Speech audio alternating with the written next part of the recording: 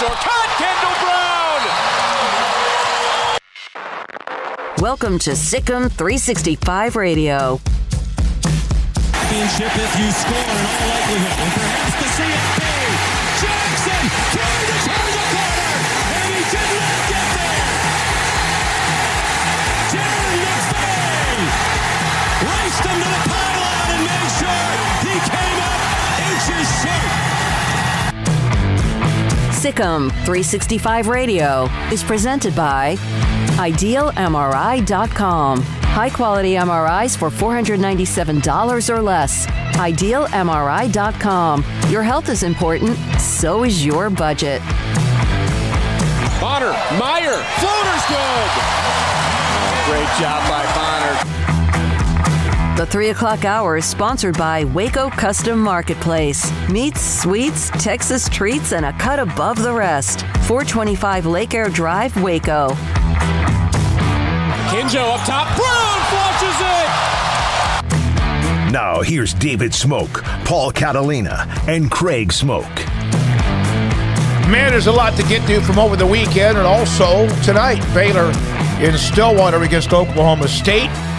Texas Tech invaded Austin, as you probably knew they would, and we have a couple of a picture from a listener, Darius Rucker, who listens to the show, watches the show, and his view from the upper deck, and also a couple of other notes on that game. The Michigan-Wisconsin post-game flare-up with Juwan Howard. There's the picture from Darius Rucker. He's a viewer of the show. He got tickets in the upper deck. He said the upper deck was probably 75% Tech fans, the lower deck 25% or so, and it might have been higher. But Darius, thank you for getting in touch with us and showing us the picture of looks that like his crowd. real name is Matthew.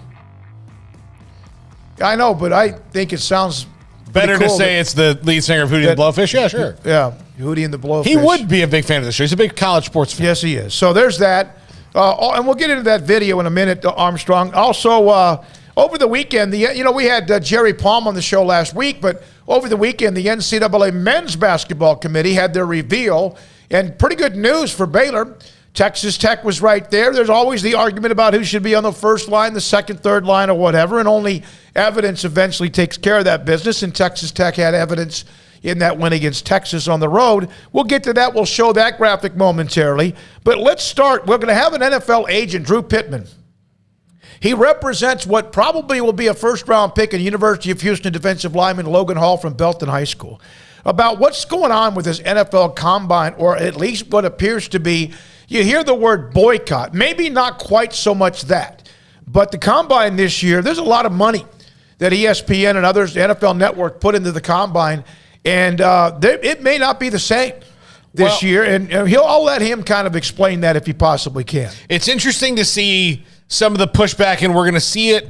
We've seen it from fans, maybe a little bit about TV kind of dictating where they can watch things, although they'll complain, but TV is powerful. But when you talk about athletes maybe pushing back against TV, the reason they're mad at the Combine, almost all the reasons have to do with the fact that they have completely rescheduled the thing to make it less convenient for the athletes involved, but more convenient for people to watch people running in a straight line for 40 yards in shorts.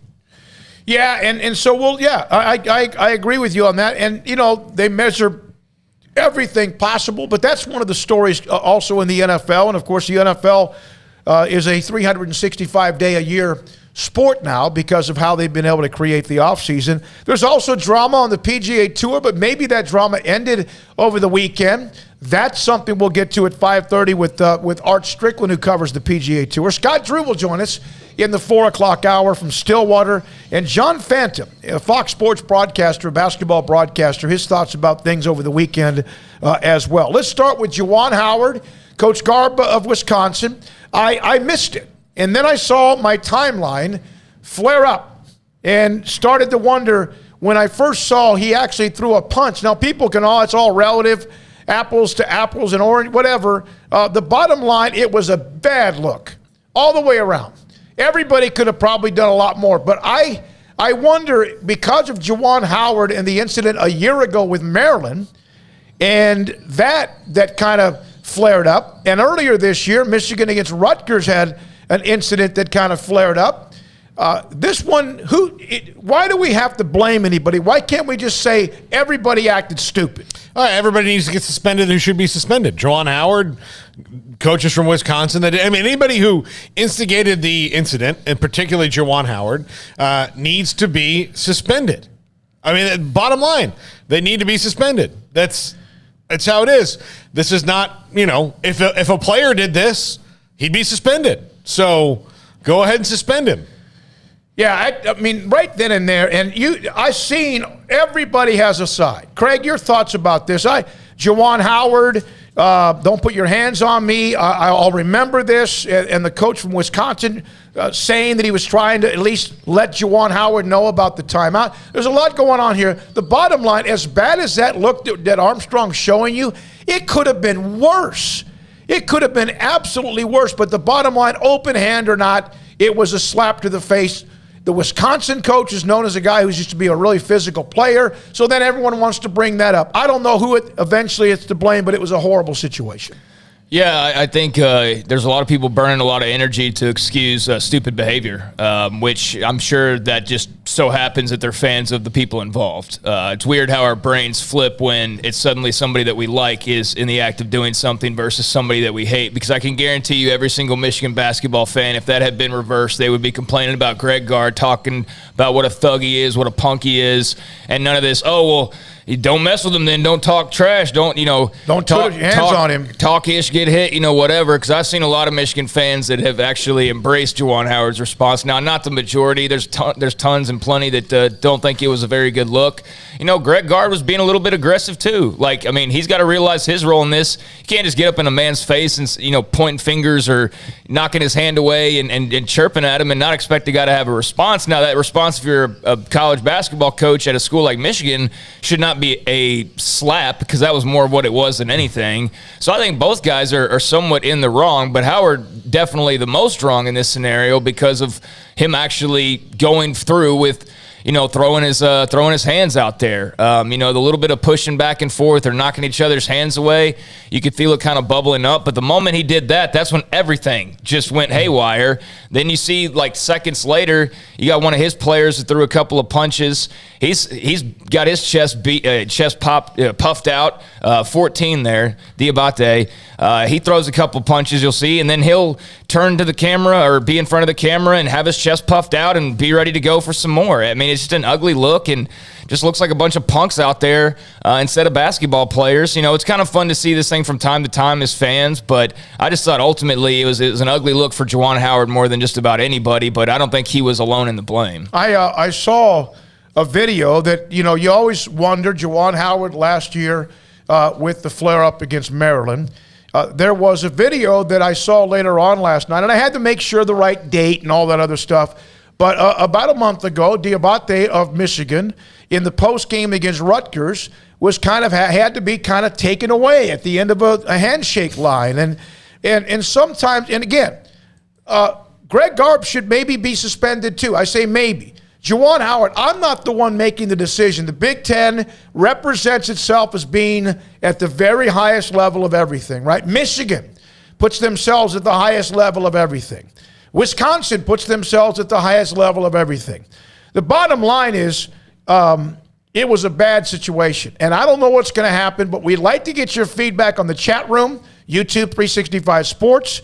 You tell us what should be, who should be suspended, how long, and anyone who I think, should you be suspended if you throw a punch or do you have to land one? No, if you throw, I get where you're coming from there because there's a lot of air punches there. You hit me. Yeah, I mean, in Howard's case, I don't think there's a what about, because we saw very clearly, and that wasn't even a punch. That was like a slap punch or what. I don't even know what that you would call that. Swat. Yeah, that was a swat. Well, it's funny. If you would see what Juwan Howard, he slapped him, and then when he came back, he had a fist. Like he probably, he did it in reverse next time. But no, I think that, I think that anybody who is sitting there trying to escalate the situation, like Diabate, for example, I could see him getting a suspension if you were to really dig into it. Obviously, you've got to give a suspension to to Juwan Howard, and I think Greg Gard needs at least, and if you wanted to suspend him for a game or something for provoking, I think there's a way to look at that and see that as well. Now, maybe there's not enough to say, oh, he deserves a suspension too, but I think he needs to be like, hey, dude, you were doing this with him a little bit before that was all, you're putting your hands out there too, not throwing punches, but you were getting up in his grill and you were escalating the situation. So, if anything, a warning to him, if not a half suspension or something like that. Look, suspend. I think any coach that was bowing up on anybody needs to be. Look, and I'll say this about Paul Mills, our friend at Oral Roberts. Paul Mills needs to be suspended for a game. He does. And because that's not what you're supposed to do when you're the coach. The coach is supposed to de-escalate, not escalate. And that's what Paul Mills did at Oral Roberts the other day. Not a story that people are really going to see all that much because it's Oral Roberts compared to Michigan. It's Paul Mills compared to Juwan Howard. But yeah, he should be suspended. Juwan Howard should be suspended. Greg Gard should be suspended. It's because as a coach, it's your responsibility to calm everyone down in that situation.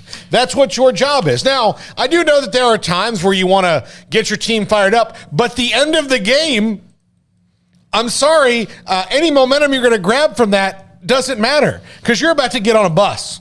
So that was just silly to do it that way. And they just need to be suspended and then it's over. There needs to be no justification. Well, if he hadn't done this, look, everybody was acting a fool, so suspend them for being foolish. That's it. No, I mean, nobody got hurt, thank goodness, but it's cut and dry. If I'm what's the name of the committee? Kevin Warren. I'm like, look, you guys got in a fight. You're suspended. Sorry. Yeah. Don't give me reasons. Don't fight. So Howard suspended? Yeah. Longer than anyone else? I mean, probably because he was the one, he might not have been the spark, but he was the gasoline. Before the punch, it was not much more than a high level of testosterone with some pushing and shoving. That then took it to a level where people started defending themselves and throwing punches. Yeah. He wasn't the spark. He was the gasoline. And, yes. Suspend the spark, suspend the gasoline, suspend all the burning embers around it. And I saw this a little bit both in the evening last night and also some today, because this is what we do when anything like that happens. Well, let's just not do it anymore. Like, there shouldn't be a handshake line. That's bullshit. I mean, that's part of being a sportsmanship. If you don't think you can control yourself in the line, then don't. Then don't. Then say, hey, I just didn't feel like I could go through the line. But to sit there and say we shouldn't shake hands after games, my God. I mean, please. That's just, you know what? You watch most any sport. Now, there's some guys who wave and some who walk out the tunnel like the Pistons did to Jordan when he finally beat them or whoever. But come on. That's part of sportsmanship, and which, of course, we're losing quite a bit in the world of sports because people's egos and oversensitivity. Armstrong, I just sent you a link to the post game of the Rutgers-Michigan game from about a month ago. I like that idea, and I saw where that came from, and it's just funny to me how that account is popular. But there's one little incident in a game that barely anybody saw, and you saw only 30 seconds of a blip from it on SportsCenter, and that's all that really most of America knows about this. So let's get rid of the handshake line permanently in sports. Yeah. That's what we do. Let's cool. eliminate it. Great idea. That's why. Go aggregate some more videos from other people who actually put up the content. Well, I mean, look, we've for 20 years now had to wait in long airport lines and take our shoes off because of one thing.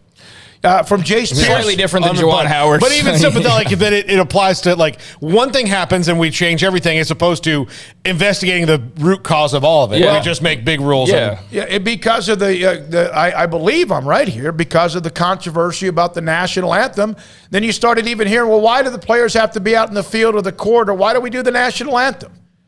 In college, they never are. They aren't. No, they never are. And so from Jace Pierce, let's see. Never have been, really, or haven't for a long time. This isn't the first time this has happened with Juwan Howard. He also tried to start a fight with Maryland's head coach, Turgeon, and even said the quote, "I'm going to kill your ass." And that's fine. He said it, so then you have that. That was during the Big Ten tournament last year. From Jace as well on this, he goes, if one of you guys punch a guest on your show, would you be fired or kicked out? Well, I would be killed because I couldn't fight back. if I did. And I'm going to say this as well. I want to say this now. I have a terrible temper. Craig knows that. Paul, you know it. I've had times when I have humiliated myself. So I'm not going to act like I'm some holier-than-thou guy when it comes to that. I have a bad temper. I have lost my composure more than one time. I've discussed it on the show. I get that, but I want to say that up front. I'm not trying to be some, oh my God, I can't believe this happens, because I've been in some of those things. Not this, nothing like this before. Paula, maybe Howard should be suspended, sent anger management training.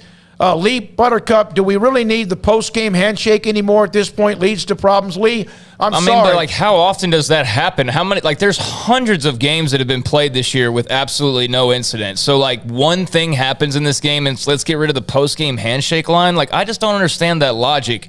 Like, where are all the other incidents that we're, I don't know, like the Texas Tech and Texas women's coaches got into a little bit of kerfluffle. Like, let's get rid of the post-game handshake. Yeah. Like, man, we are so gosh damn soft, man. Like, it's kind of crazy to me of just something goes wrong, let's cancel it, or let's get rid of it and let's not do it. Like, y'all want to get rid of the post-game handshake line? Like, it's not that big of a deal to me. It's not going to affect my enjoyment of the game watching on TV because they don't even hardly show it.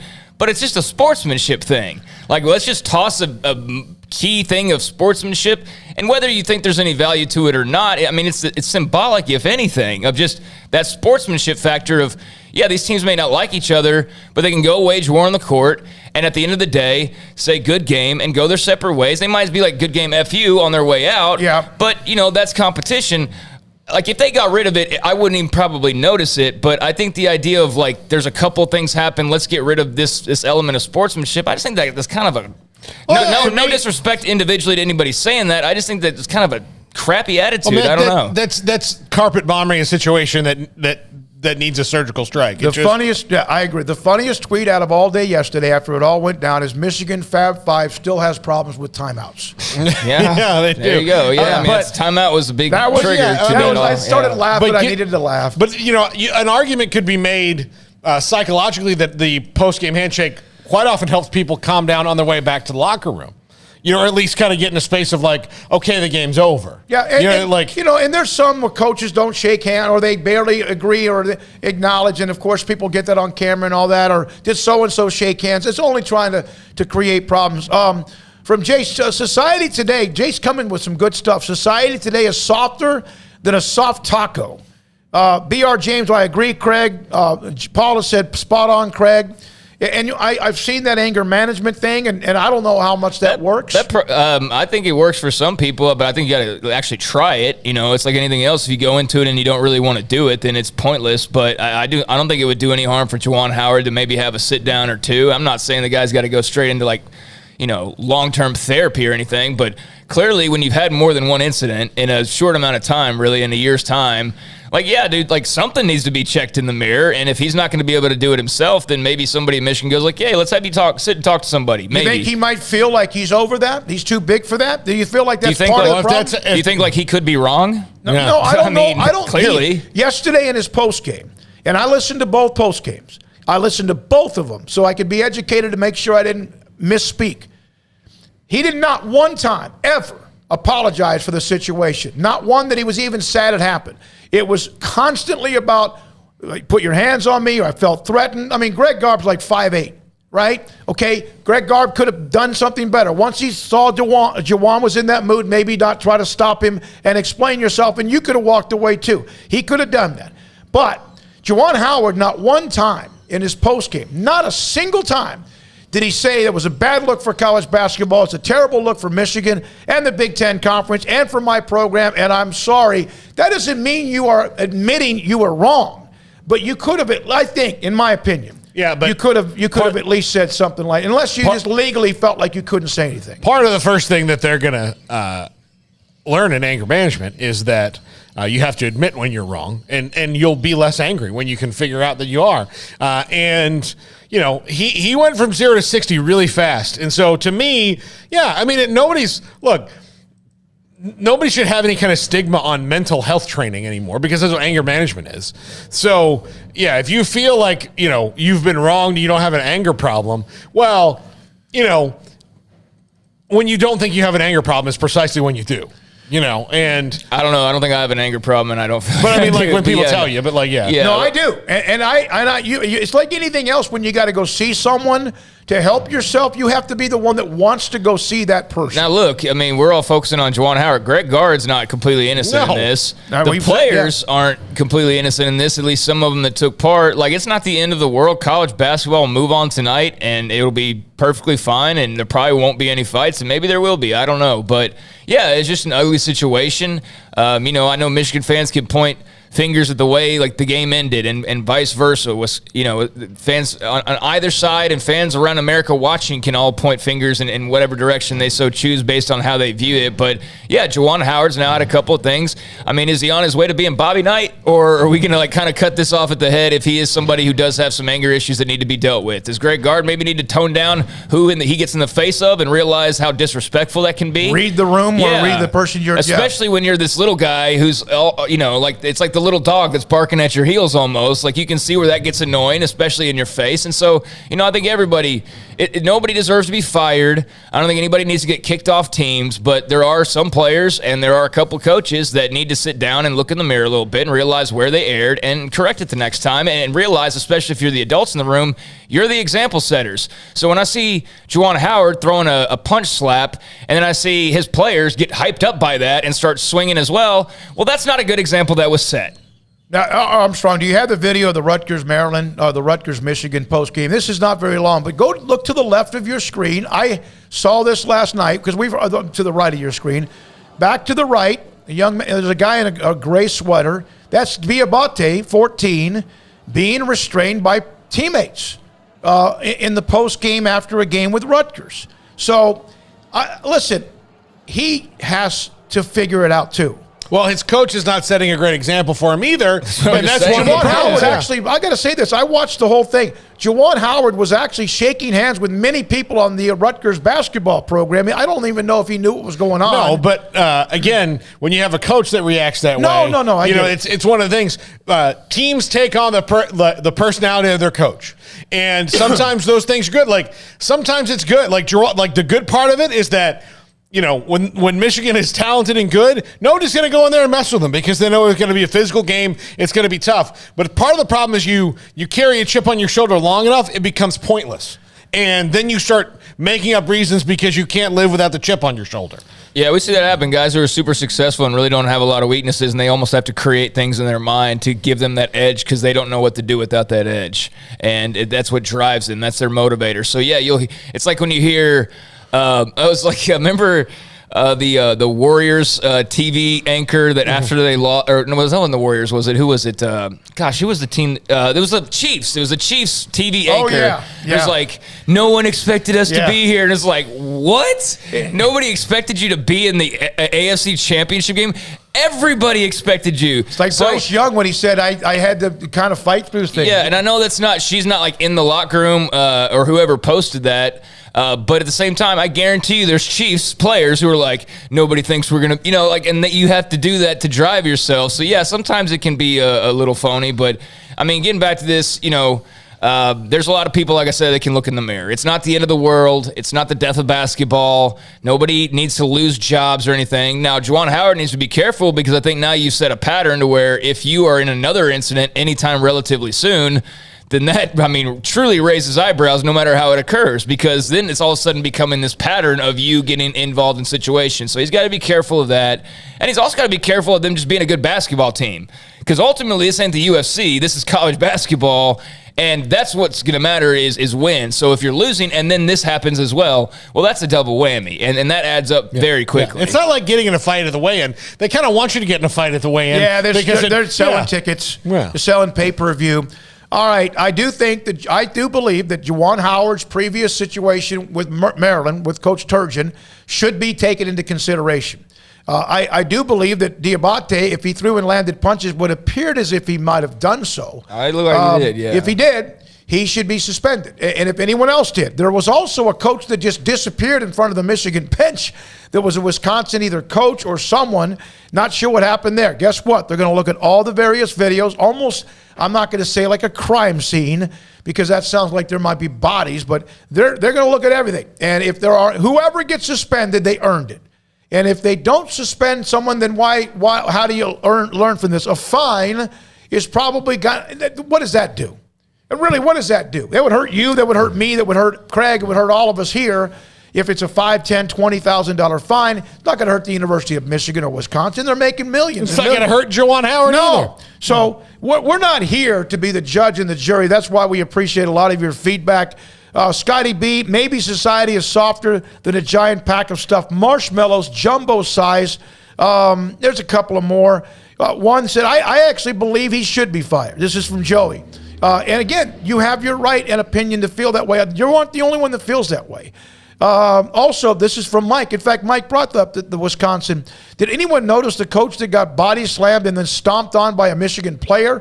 I never saw that. I just saw there was a little scrum to the back left of where Juwan Howard was. Not sure who got caught up in that or not. Yeah, I went back and watched it a few times, and I noticed like guard kind of initiates it all. You know, he's got his kind of like in his chest area, partly because he's so short. It's where he had to point, and then Howard reacts how he reacts. But yeah, and looking around at like the different parts of the angles, there is whatever that thing is in the background, whatever that dust up was in the background. You can't really, at least the angles I saw, you couldn't really tell, but there was clearly something going on. So maybe that's what you're referring to, but I didn't actually see what was going on. I just saw that scrum. I just couldn't tell who anyone ever got up, and it was people getting kicked or whatever. Which kind of you see that a lot now, and one person, then there's 5 people, and it, But so that's that. It's again your feedback throughout the show. Even when we go to different guests, we're going to have an NFL agent come on to discuss what's happening with the NFL Combine. There seems to be a lot of concern about how it's being run. It's in a bubble. Agents are not happy. So we'll see. I've heard the term boycott. It's not boycotting the overall combine. It's boycotting certain parts of the combine by just saying we're not going to do a lot of testing, which has always been any player's prerogative to not have to do that. We will show that video of the Texas game that we had a little bit later on. Some college football notes. A former Baylor quarterbacks coach is now a part of the NFL in a different role. And a former Baylor assistant coach is a part of another NFL team after leaving Carolina. I'll have the top 16 revealed for you and more. Sikkim 365 Radio, 365 Sports. 1, 2. I'm in love with a man named Rudy. I'm okay with that. He knows exactly what I want. He keeps me coming back. He cooks breakfast, lunch, and dinner for me. Does the dishes too. I'm in love with a man named Rudy, last name Barbecue. It sure is easy to fall in love with Rudy's tasty oak smoked barbecue. Next in line.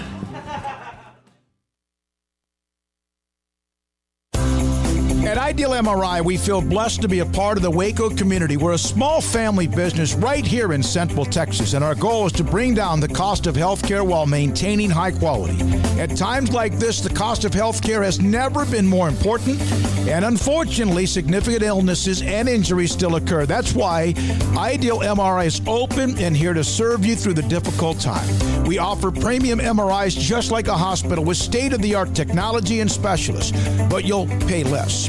Sometimes thousands of dollars less, whether you're using insurance or not. At Ideal MRI, we accept most insurance and there are no hidden costs, even offering financing if that's needed. Everything included in the price, and you'll not get something as a surprise in the mail later on. If you need an MRI, ask your doctor about Ideal MRI. They'll know. You can schedule an appointment safely from home online in minutes at idealmri.com or give us a call, 833-IDEAL-MRI, idealmri.com.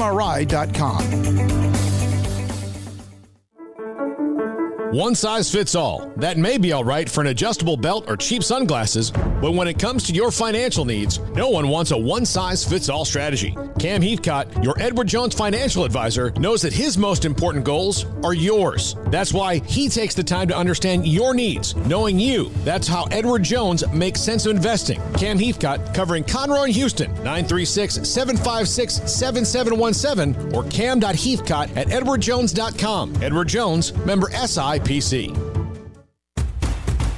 Hey, This is Bryce Petty, former starting quarterback and two-time Big 12 champion, and I know firsthand the importance of being in top shape both on and off the field. So listen up, men. If you're feeling beat down day in and day out and looking for that high-performance edge that separates the men from the boys, then look no further than the Petty Clinic Low T in Waco. Petty Clinic is a comprehensive men's healthcare clinic with an atmosphere catering to men. Board-certified Dr. Kent Petty has a special interest in offering the highest quality medical care to men of all ages. Some of the services offered include screening and treatment for low testosterone or thyroid, infertility, high blood pressure, diabetes, high cholesterol, sleep apnea, while offering comprehensive wellness exams and complete men's health lab panels. High performance men, remember, it's not just a Petty thing. This is Bryce Petty, encouraging you to reach out and Google search Petty Clinic Low T or go to pettycliniclowt.com and get your complimentary lab screening today. Stepping into the boots of a U.S. Army officer can add confidence and leadership skills to your son or daughter's career path. See all the things they can achieve in our boots at GoArmy.com. U.S. Army Waco Recruiting Company, 254-598-8131 or 254-776-1543. Save big during the President's Day sales event at Allen Samuels. The new 2021 Jeep Grand Cherokee L has total values of $2,000. For all first responders, get an extra $500. Shop the new car inventory for power, performance, style, and reliability today from their huge new car and truck inventory only at Allen Samuels in Waco. Now's the time to drive the amazing Jeep Grand Cherokee L you want. Come by. Let's be friends. See dealer for details. All offers have credit requirements. This is Sikkim 365 Radio. Text us at 254-339-1122. The Sikkim 365 Radio text line is sponsored by Riverbend Liquor and Wine, with the most extensive variety of craft beer in Waco. A hidden gem on Lakeshore Drive and 19th Street.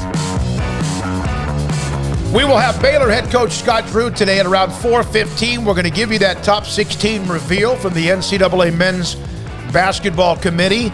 Many things to get to over the weekend and also headed into this week. We're now joined by NFL agent Drew Pittman on Sikkim 365 and 365 Sports. And Drew has been with us and on the air before. He has Logan Hall, hell of a player out of the University of Houston, played locally at Belton High School, among others as well.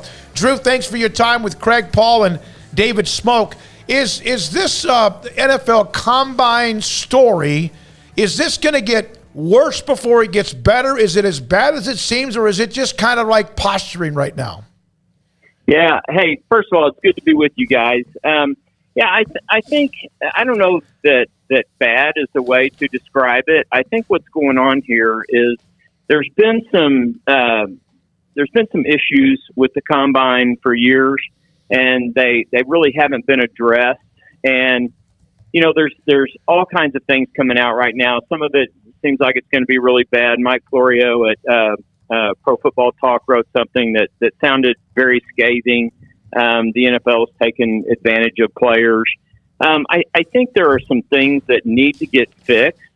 You know, when the NFL created the NFL channel and then they started televising these events and all the workouts and everything, they started creating cash flow and revenue from that. And so anytime somebody is producing content, the people who are involved usually get compensated for that. You know, I think that's one issue. I think another issue is this whole, I think everybody's just sick of the pandemic and everything that it's creating. And of course, the people at National Football Scouting in Indianapolis, they're trying to keep people safe, and they don't want a bunch of players coming up there and they're becoming an outbreak. And even though it seems as though that COVID is kind of morphing into maybe in many cases a less fatal type of virus, they still have to be careful. And so all of these things come into play. I saw something that was put out. Adam Schefter put it out. Smoak, I sent it to you. Yes, sir.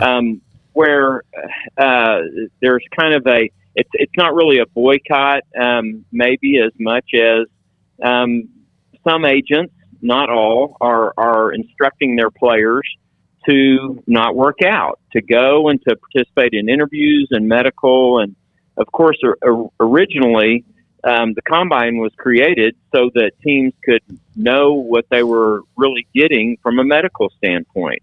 And it's gone from there. And so, my theory has always been, I work for my players.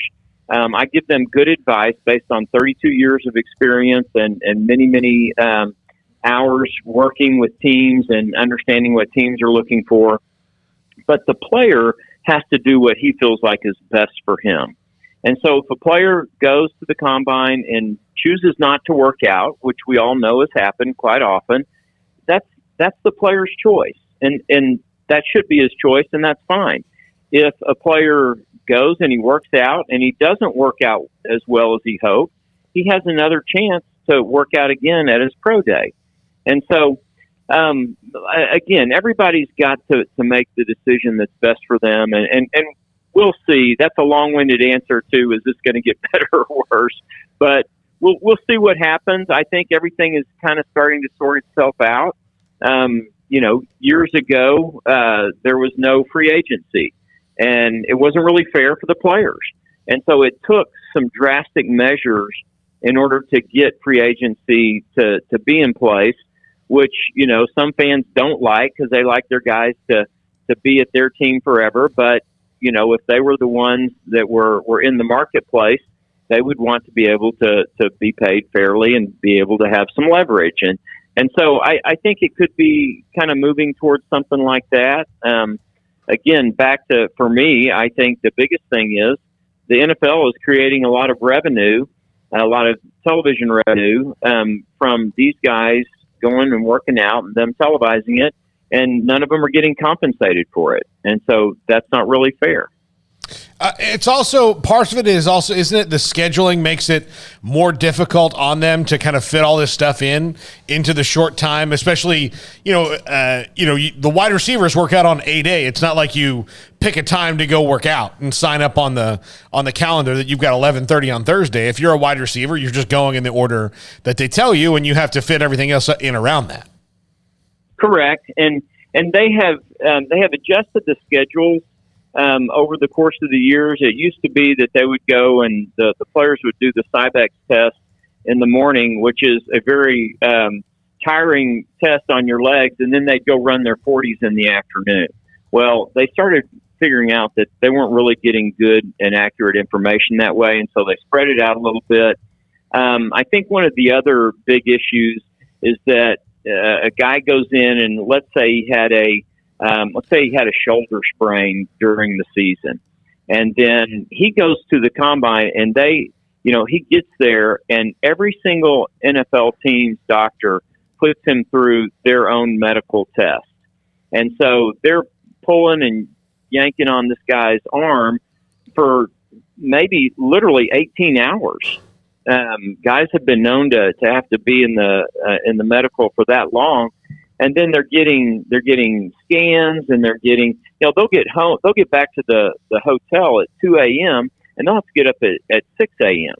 Well, they're really not getting the best view of who that player is if they schedule it like that. So those are some of the issues that they're trying to work out. And Jeff Foster, who runs the National Invitation Camp, National Football Scouting, he's awesome, and he's done a great job since he's taken over years ago.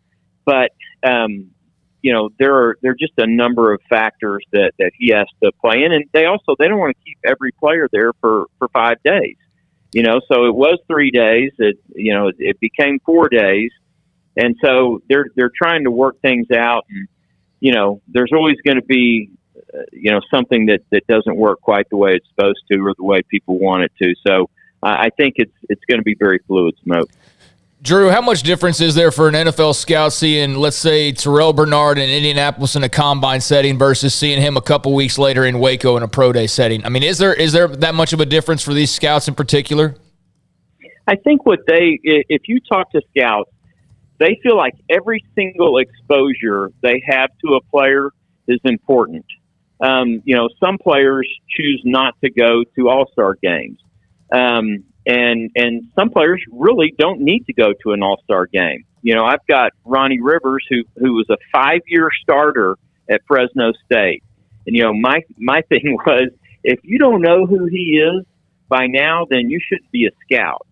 But their feeling is every exposure they get to him, every setting they see him in, whether it's walking through the hotel, whether it's, how they treat the training staff at the all-star game, every single exposure they have, they feel like gives them a better view of the player. Now, we have this joke that we've always said, it's NFL overkill. And so, if a guy goes and he runs and he works out at the combine and he does a great job and he hits the numbers that he feels like are his best numbers, then there's no reason for him to do that again at his pro day. And I've had scouts look at me and go, "Why isn't your guy running?" And I'm like, "He just ran 4.34. What else do you want to see?" And it's just kind of the give and take in this profession. And these guys are making big decisions, and the scouts are trying to keep their job. And so sometimes there's just differing factors that will make one guy want to see one thing and another guy want to see something else. And in the end, the player and the agent, as his advisor, have to make good, solid decisions, and that's why it's important to have somebody with a lot of experience and can guide you the right way. I can't remember who wrote the book, but there was a book about the NFL Combine. Drew, did you read it, called Meat Market or something like that? Was Bruce Feldman. Was it Feldman? Oh boy, yeah. Boy, you're asking me to go to the Wayback Machine. Yeah. I can't remember how long ago that was, but it was a long time ago, and I think my recollection is there were a lot of things that aren't being done that way anymore. I mean, Smoak, I've been doing this 32 years, and so I've seen a lot of changes over the years, and most of them really great changes. So, it's different. They used to parade these guys around in shorts and without shirts. Yeah. Obviously, teams want to see body type, and it's important to see what they look like and see how they run, and then sit down with them and talk to them and see how they communicate, see how they get along. And every team is trying to fit guys into not only their team with the players' abilities, but also fit them into their culture. Yeah. And so it's really important. And it's funny. I was talking to somebody earlier today about this whole should they go, should they not? They're not getting paid to go, spend 4 days working out. And it's like you wouldn't really ask a group of accounting majors to go to a company and work for 4 or 5 days and give them work product without paying them. But again, these guys they're auditioning. And, probably look at the world of acting. They go and audition and do the same types, of things for their industry. And so, I think you can make an argument both ways that, some things should be done away with at the combine, and some things are probably pretty important for a team. And, my thing for my clients is I always advise them to do everything you can to show a team how you can be a good fit with them, how you're going to be a good teammate, how you're going to be a good employee, how you're going to be somebody who cares about winning and pulling in the same direction as everybody else, and show them that you have character and work ethic and all those things. And you invest into your business. And that's what these players are. That they're their own business, and so they're investing into their business. Drew, how much of a stress or how much of a grind are the interviews? You hear about the physical part of it and all the stuff you were talking about with the doctors and all that. How much is that, whether it's a battering ram? That may be a volatile word. I shouldn't use that, but one after another with different teams that you have to meet with as players? Yeah, it depends on how they're set up. There are some formal interviews. Every team gets to have 30 formal interviews, And so they schedule those in advance. A player gets to the combine and he's given a card and it shows when his interviews are and who it's with. And then they have informal interviews where they're kind of going table to table. And they did this at the Senior Bowl as well. They're going table to table, and, Tuesday night at the Senior Bowl, they had 15 or 16 teams, and Thursday night they had the other 16 teams. And it's like speed dating. You sit down and they start firing questions at you because they only have 15 minutes. But that's 4 hours of kind of answering a lot of the same questions. So it all kind of starts to run together. And this is after a full day of training and practice and meetings and trying to learn a new system. And so it can be very grueling. I would also say it depends a lot on the player's personality. Some players are just gregarious and outgoing, and they'll sit down and talk to you forever and enjoy the heck out of it. Other players are more reserved.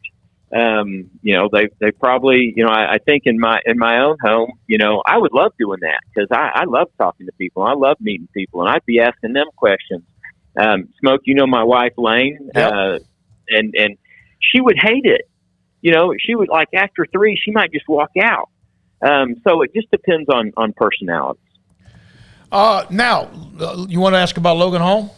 Go right ahead. Logan Hall, obviously we saw him at Belton. He was a very high-level, disruptive player, and he's grown into this now possible first-round pick. It depends on who you read, and I know a lot of that is speculation right now. Logan Hall and the kind of attention that, Drew, he seems to be getting. Getting a lot of attention and well-deserved, I would say. And I'll tell you this, too, and Smoak, you know me, and you know the kind of players that I've represented over the 32 years. I like to work with good guys. I like to work with guys who are high-quality human beings, and I get kind of choked up talking about Logan because he is such an outstanding human being, and he's a great football player. And I think all of those things are going to play into whoever takes him, and wherever they take him, they're going to get a great football player. They're going to get a highly competitive, first-class human being who's going to do great things in the locker room. He's going to do great things in their community. He's going to be well-liked by his teammates. He's going to be well-liked by the coaching staff and the support staff. And he's going to be an excellent football player. And he's getting a lot of publicity and a lot of press. And again, like I say, very well-deserved. He's an incredibly athletic. He's been gifted physically with all kinds of tools and length and explosiveness and heavy hands, and he's incredibly coachable. We had a defensive line camp down in Florida with Brian Cox, who's getting ready to be back in the NFL, but was a Super Bowl player and a Super Bowl coach and all-pro player. And Brian was like, man, this guy's special. And Brian Jordan, BT Jordan, who's from Houston and now is the defensive line coach at Michigan State, worked with him. And, he's got all kinds of skills, and he's got, again, a high motor. He's got great competitiveness. He's a first-class human being and great family. I just love them all. And so whoever gets him, and you look at these mock drafts, and he could go in the first round, he could go in the second round, but whoever gets him is going to get an outstanding football player, an outstanding human being. Drew, do you feel like with players having a bit more freedom at the college level nowadays, whether it was the one-time transfer rule, the transfer portal, name, image, likeness, so we know that some guys are already making money, does that at all change the dynamic or could lead to changing the dynamic with players coming out of college and dealing with them? And how do agents kind of see some of the changes that have occurred at the college football level, and how do they view that? Yeah, I think it's going to change. Hopefully, in many regards, it makes them better prepared to make a good decision about who's going to guide them in their career, because they've already had to go through getting somebody to guide them, whether it's in their NIL managing their NIL opportunities, or there's guys I met with some financial guys who they're already working with college players managing their finances because these guys are making tons of money doing NIL deals, which quite frankly I'm all for.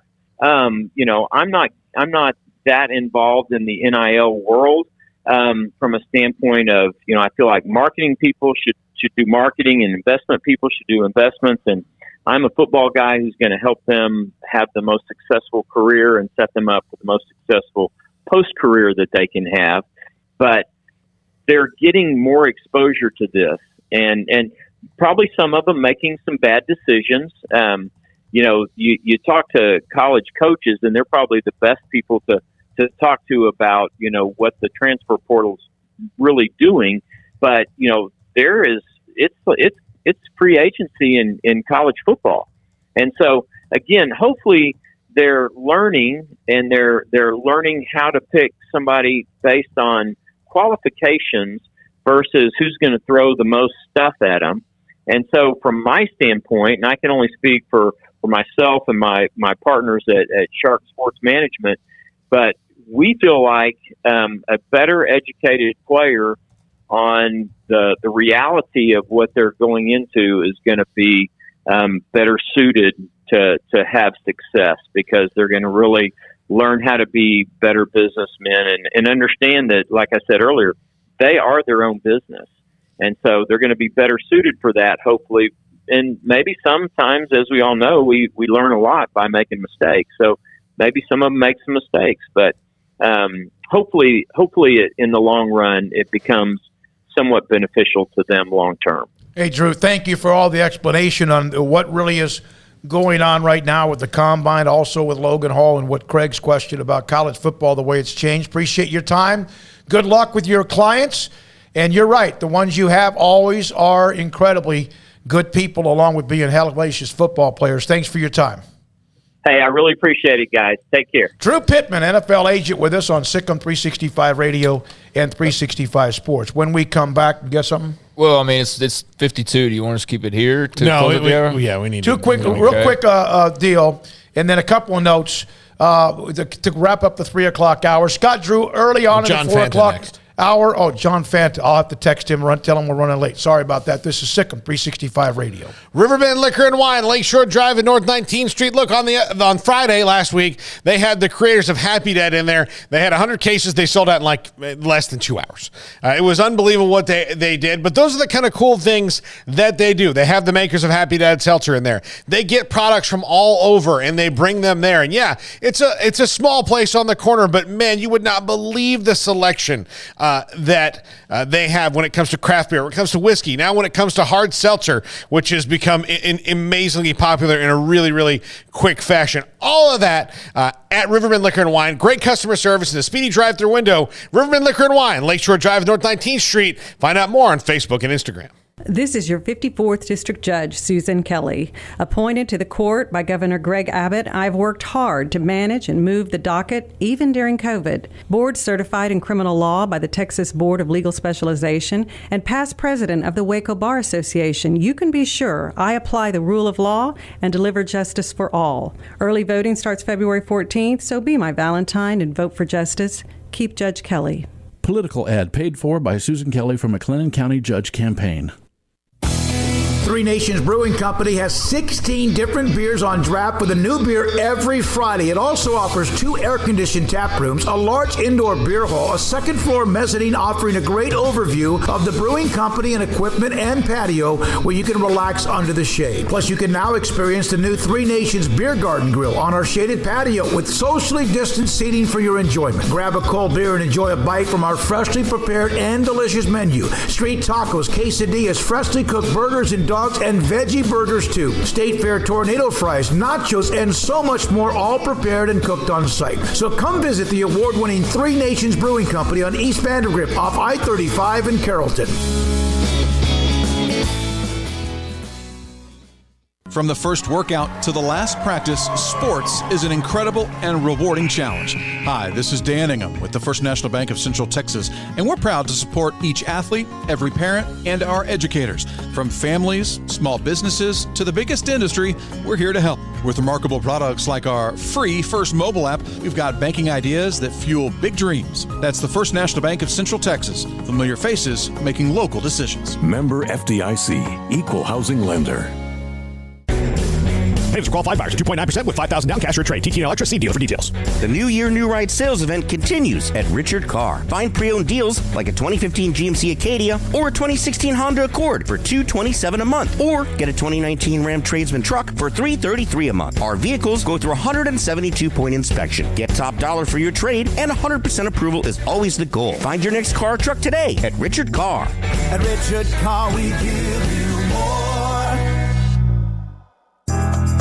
Riverbend Liquor and Wine, Lakeshore Drive at North 19th Street in Waco is a hidden gem. They've got a great selection of spirits, wine, and the most extensive selection of craft beer in Waco in their gorgeous walk-in fridge. And they have an amazing array of high-end bourbons like Pinhook, Weller, Buffalo Trace, Brush Creek, Hotel, Garrison Brothers, Thomas S. Moore, Hooten Young, and Bardstown. Great customer service and a convenient and speedy drive-through window. Riverbend Liquor and Wine. Find out more on Facebook and Instagram. It's plain and simple. Waco Custom Marketplace is the one-stop shop for what you need for tailgating, from charcoal, cold beer, and wine. And, of course, customize your order with brisket, tri-tip, sausage, wings, smoked pork tenderloin, country-style or pork spare ribs, marinated beef and chicken fajita meat, ground beef and chili, meat, hot dogs, and burgers, buns, seasoning, sauces, chips. There's fresh-baked bread and kolaches every day, breakfast sausage links. And you can also customize your favorite cut of steaks from select, choice, or prime, bacon wrap fillets, ribeyes, New York strips, sirloin, T-bone, and porterhouse. Full service butcher shop includes pork, poultry, beef, chicken, and seafood, serving Waco restaurants and families since 1940. Your one-stop shop for beef, pork, poultry, and seafood needs. Waco Custom Marketplace, 425 Lake Air Drive, or WacoCustomMarketplace.com.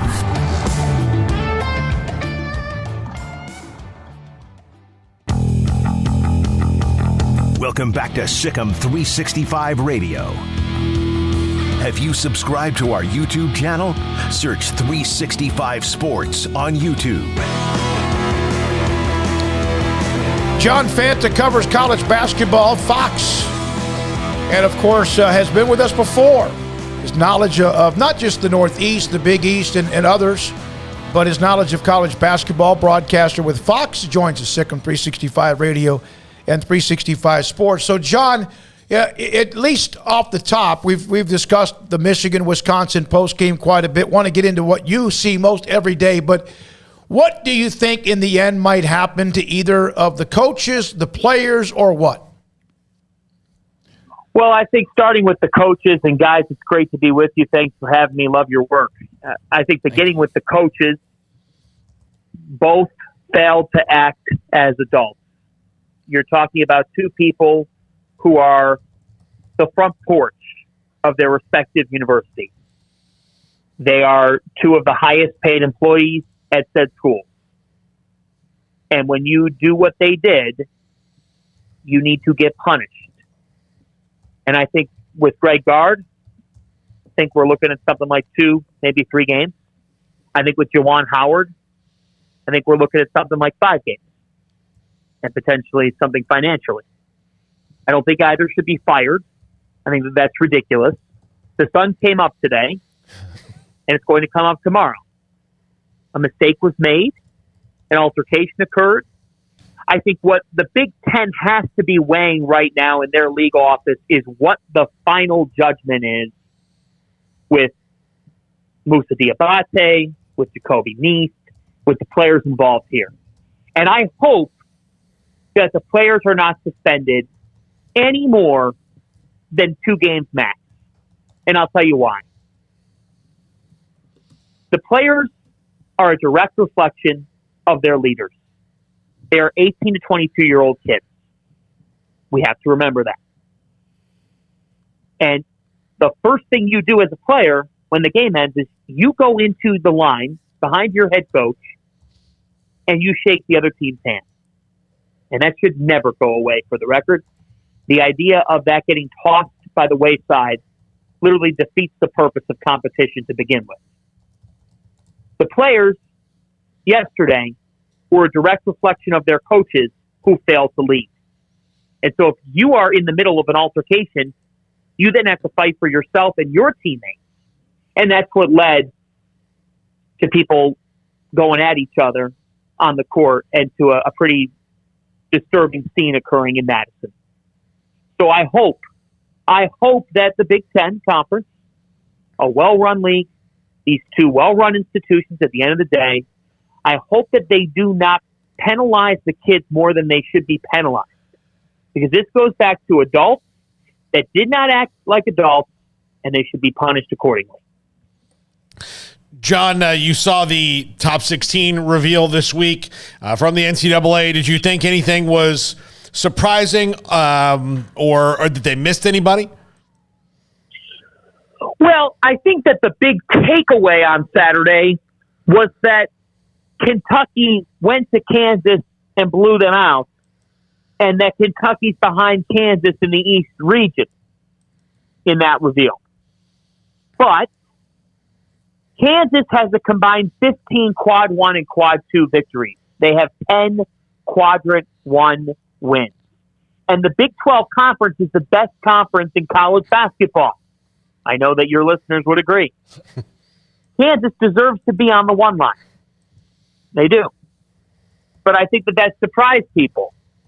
I also think that Tennessee was a little bit higher than I expected. I don't think Tennessee is going to end up being a top 3 seed in the NCAA tournament. I think they're a lot closer to 5 than they are to 3, and they were on the 3 line. So they might end up with a 4. But I did not like the fact that they were on the 3 line, to be candidly honest with you. I don't love them to that degree. I thought that everything looked pretty appropriate to me.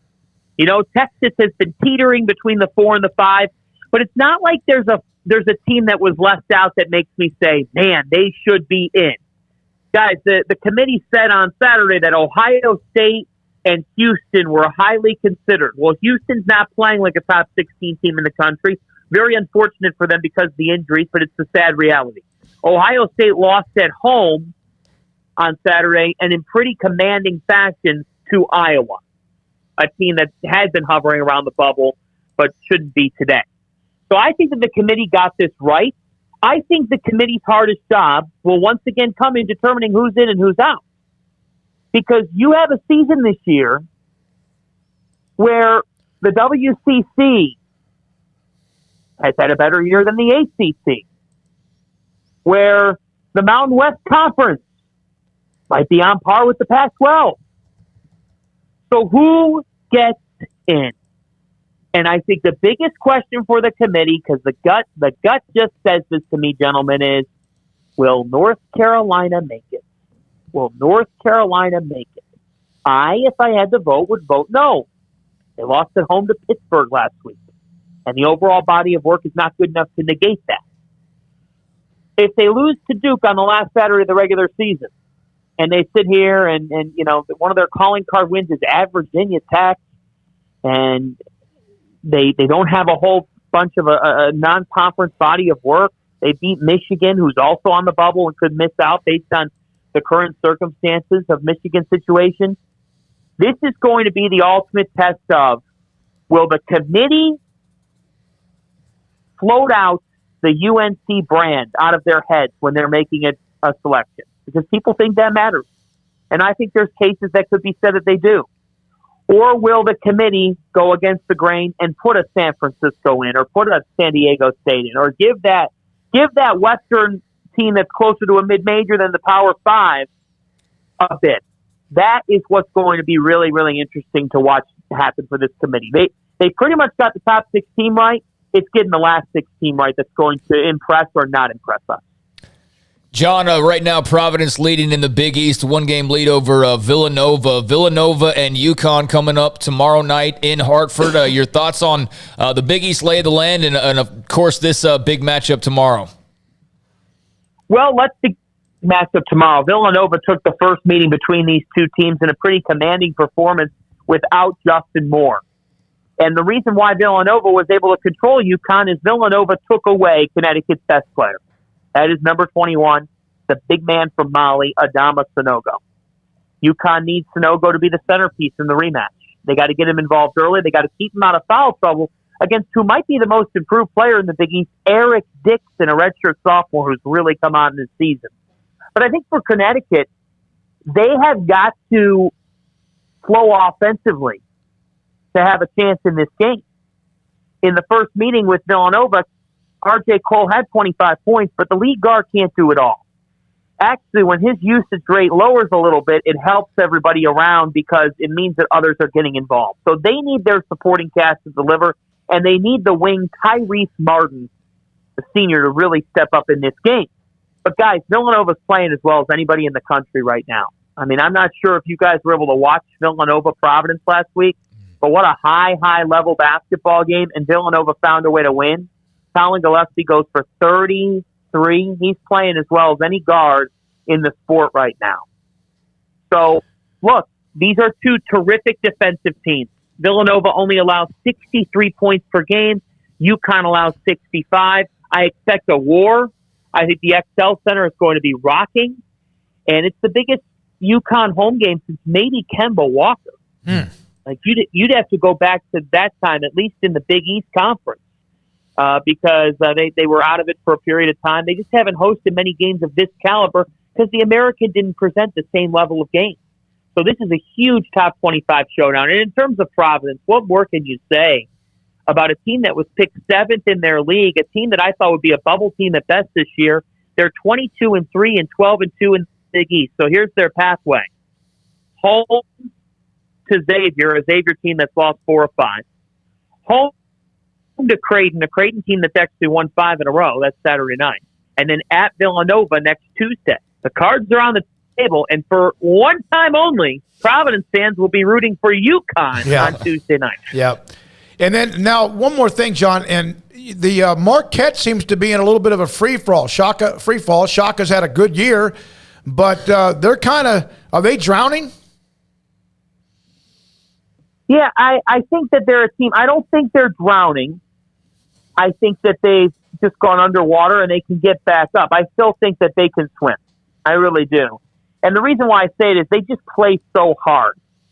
And I think that they were due for a lull. They were due for a lull, and then that lull has occurred. But I still like this team makeup overall. I think they were probably outperforming their weight class.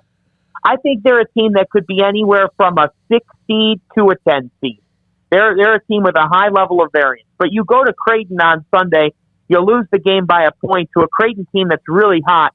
Look for Marquette to get back on track this week. They have a bye. The bye comes at the right time.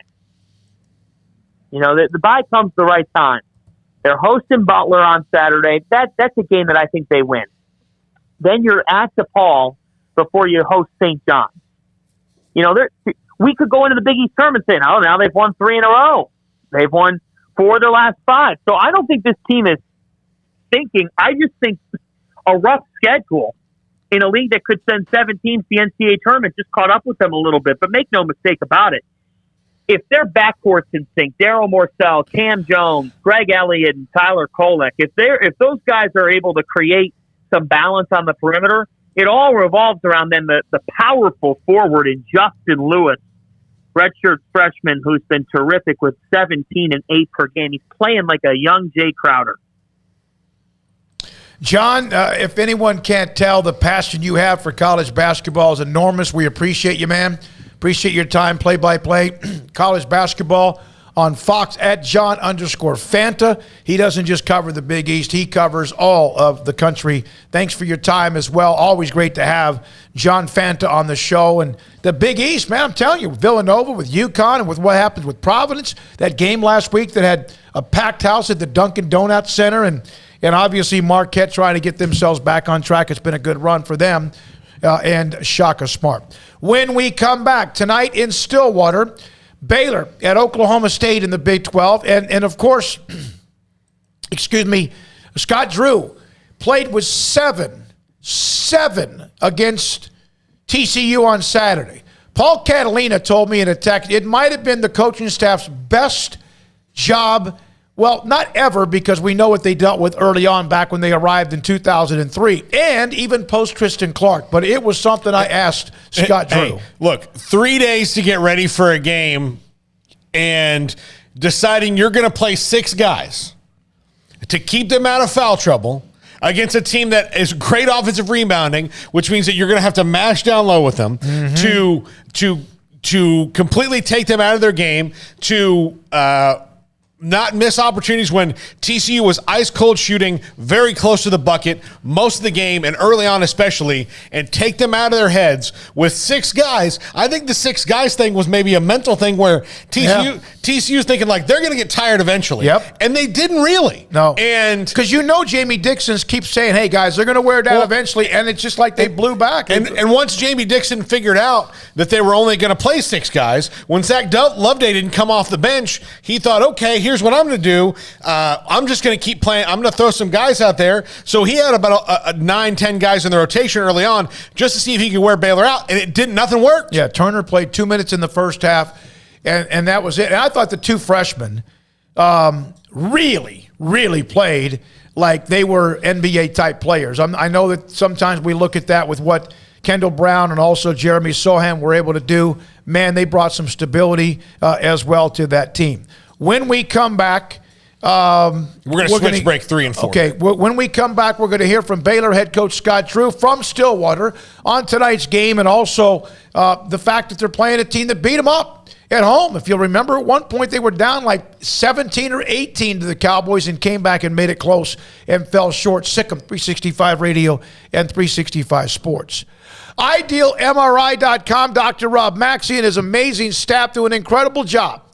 2 things, helping you save a lot of money, hundreds, if maybe not $1,000 or 2, and also then finding out what is hurting you badly. Ligament, muscle, in your shoulder, in your knee, somewhere in your body, and then even more than that, MRIs can find out other things as well.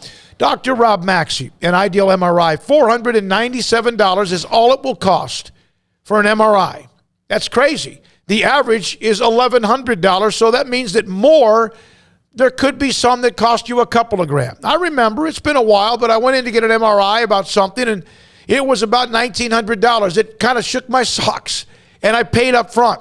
I was like, man, I wasn't expecting that. What about insurance? Well, Ideal MRI will also help you with insurance along with the $497 or less every single time.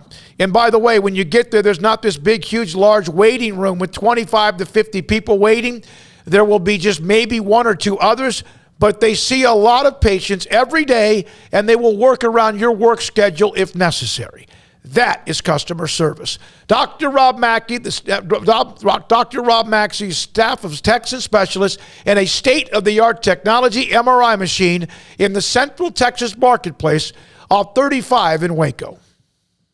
This is your 54th District Judge, Susan Kelly. Appointed to the court by Governor Greg Abbott, I've worked hard to manage and move the docket, even during COVID. Board certified in criminal law by the Texas Board of Legal Specialization and past president of the Waco Bar Association, you can be sure I apply the rule of law and deliver justice for all. Early voting starts February 14th, so be my Valentine and vote for justice. Keep Judge Kelly. Political ad paid for by Susan Kelly from McLennan County Judge Campaign. Truck Month started early at Allen Samuels. You could get a 2022 Ram 1500 Quad Cab Lone Star with total values up to $7,500 or as little as 0% for 72 months. This month, first responders get an extra $500. Come see why Ram continues to win awards year after year. Take home power, performance, and reliability, and shop the huge new car and truck inventory in stock today at Allen Samuels in Waco. Come by. Let's be friends. See dealer for details. All offers have credit requirements. Let Camille Johnson Realtors guide you seamlessly through the process of buying your dream home or selling your current one. Commercial, farm and ranch, or residential, Camille Johnson Realtors can smoothly and successfully lead you through any transaction. With a team of 28 experienced agents who are excited about serving you, Camille Johnson Realtors services the entire greater Waco area. If you're in the market to buy or sell, contact Camille Johnson Realtors, 104 Midway Center in Woodway, or find them online at www.camillejohnson.com. Camille Johnson Realtors, elegant, charming, warm. Welcome home. Don Humidor, your home with a 48-foot walk-in humidor with the elite cigar brands from around the world, including the #1 cigar of the year, Aging Room Cuatro Nicaragua. Plus, they have the great brands like Macanudo and Artur Fuente, Rocky Patel, Aston, and so much more. CBD, great for sore muscles, aches and pains, sleep, Vita Dreams, and anxiety, mild depression, general health and wellness. Their staff very knowledgeable on the subject. If anyone is curious about CBD, ask Carol and Ashley. Don Humidor in the Townwest Shopping Center off Valley Mills in Waco. When we moved to Texas, we were like fish out of water. We didn't know anyone in our neighborhood until our Texas Farm Bureau insurance agent came to the house. She was so helpful and reassuring, a friendly face with that Texan hospitality I'd heard about. When we purchased a Texas Farm Bureau insurance policy, we knew we were making the right choice. We knew our family would be protected. Stop by and see our agents at one of our 3 McLennan County locations. Coverage and discounts are subject to qualifications and policy terms and may vary by situation. Brad Boozer, Boozer's Jeweler, joins us on Sikkim 365 Radio. Brad, what makes you different than anyone else, in your opinion, as far as what Boozer's does? The fact that I own the jewelry store, anything I need to do, will do, or can do, I can do it. The buck stops with me, whereas a lot of places you have to go up the corporate command and corporate channel. Well, if you come in and want to make a deal, we sit there and we make the deal. And you can find whatever someone's looking for, correct? Anything is obtainable. I don't care what brand it is, what size it is, how much it costs, large or small. Anything is obtainable, and we can definitely get that in for you to see, look at, or buy. Do you have the opportunity, if people have to pay things off, as far as a layaway program? What about what you have with financing? Absolutely. We have 12-month no interest financing. We have layaway. If you want to pay with Bitcoin, I can take Bitcoin now. So if there's any way you want to pay for it, we can find a way out to make it work. You want to know why they're successful? Brad Boozer, the owner of Boozer's Jewelers on the corner of Valley Mills and Lake Air in Waco. Welcome back to Sikkim 365 Radio.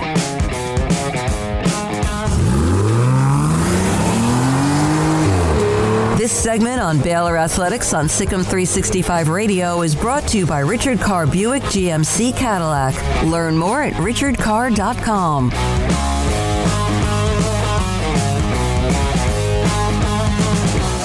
We're joined by Baylor men's basketball coach Scott Drew in Stillwater against Oklahoma State tonight, 8 o'clock ESPN. You know, Paul Catalina said this to me. You had, of course, early on when you arrived at Baylor, what you guys had to do to coach that team with what you had. And then the post-Tristan Clark injury always comes to mind. Was your game Saturday with basically 6 people, although there was Turner for 2 minutes, one of the best staff jobs you guys have done? I definitely would say the guys all stepped up and really did a great job cutting through and finding a way to win, and especially in a situation where they couldn't get in foul trouble and they had to play well tired. And you come back, get back late Wednesday night, 2:30 before you get to bed, get up early, you got class the next day, so it's a shorter turnaround. And again, TCU's one of the best defensive teams in the country, and Coach Dixon does a great job, and for them to gut that out and get a win like that says a lot about their character, their heart. And everybody all year long, we've been used to it now, you know, because the last time we played TCU was the last time we had a full squad, and it was really nice looking at film knowing we had a full squad at the beginning of that game. Unfortunately, since then, we haven't. So I give the players more credit to the staff, but staff did a great job making some adjustments and making sure that we put our guys in position to be successful. In the post game, you had Jeremy Sohan to your right and Kendall Brown to your left, 2 freshmen that we know are extraordinary, but they were really good Saturday, both of them together. How proud were you of them? Really, really proud of them, and I can tell you that this year there's not a lot of freshmen contributing across the Big 12, and there's a reason for that. Most teams are playing 5th and 6th year guys, and if you play freshmen, you probably aren't winning a lot. So for Kendall and Jeremy to have played as much as they have and to help us win like they have says a lot about both of them. And I think in the beginning of conference, like for every freshman, it's an adjustment. But both of them are playing outstanding basketball and have learned, and credit the upperclassmen for helping them out, but just how tough the Big 12 is and how much more physical it is and how you have to be prepared mentally for each and every possession, and they've done a great job with that. How much do you think Jeremy playing against grown men for a year allowed him to even be more successful this season with you? Well, I think Kendall and Jeremy both being in the situations they were in. Jeremy played at Lalomere, which was that prep school league, and just like Kendall at Sunrise, they finished second to Mount Verde. But it's a elite competition, and you face tough losses, you face great wins. There's the highs and lows, just like you would in a Big 12 season against elite competition. You're coached hard, night in and night out, and at the end of the day, that prepares you for college. And with you look at Jeremy, he had that for a year, then he went overseas, and then playing on the Polish national team was really big, because when you're playing against playing for your country, there's a lot at stake, a lot of pressure, a lot of excitement. But like you said, you're playing against grown men, so if you're not going 100%, it stands out. So it teaches you to play faster and more physical. You know, LJ was able to play Wednesday in Lubbock, and then all of a sudden not able to play. Do you think you will see, is it still a pain threshold, or you feel like that this might be it for him? Well, I think we'll probably have more information in the next week or so to know exactly what the game plan is with him. And up to that point, it was a pain threshold, and sometimes you got to reevaluate that and see going forward, what do you want to do. So I know him and Adam will list game time decisions today, and we'll see how they feel after shoot around. That's one thing that has been different, obviously, is you go to shoot around and you pray after stretching that you got more guys rather than less to go through practice. But a lot of times we don't know. Dave doesn't know till he works with them and sees where they're at and how they're feeling. Well, and obviously, does this then, with whoever's left, allow you to even have greater chemistry? You'd rather have the full meal deal, sure, but does this kind of bring your team even closer together, because they know basically you look around, there's not much left? Well, I think it allows players to know that they're probably not getting subbed out at the first mistake, so they probably play a little more free. But I think at the same time makes them know that they have to lock in, because they can't afford cheap fouls. They can't afford bad plays, because in situations where you don't have, when you get tired and you might maybe give up a bad turnover, which leads to a bucket, you just can't let teams separate, because you don't have that. It's not like you can wear them down, and each and every possession really matters. And that was a big deal for us, I think, playing with the lead against TCU, and that allows you to withstand a couple bad plays down the stretch, and you still got a comfortable lead. But when you get down big and you don't have a bench, it's hard to come back. So last time we played Oklahoma State, they're up 18-19, whatever it was, 28-29-11, and then we were able to come back and have a chance at the end. But you definitely don't want to be put in that position again tonight. Do you, because of that, they beat you at home, do you feel like that allows the team to focus on only tonight and not all the hoopla of ESPN and game day in Kansas? Yeah, I think definitely playing a team that you feel like you didn't play well, they beat you. We're all embarrassed by our performance for about 35 minutes of that game. So, in a lot of respect for Oklahoma State, I mean, they're one of the best defensive teams in the country, a lot of length, a lot of athleticism. So it's easy when you watch film on them to know you have to bring your A game because they'll embarrass you. I know Big Monday's a big deal, and it's a great opportunity. Who's ever on Big Monday. So our guys will be excited. They'll be focused. They'll be dialed in. We know every game is important and what it all means in the Big 12 in the grand scheme of things. And the great thing is whoever we put out there tonight, they're going to compete. They're going to play hard, and they're going to try to represent Baylor in the best way possible. Scott, has the episode of the ESPN series changed anything within the program, or has it been pretty simple to just be who you are and everyone else be who they are?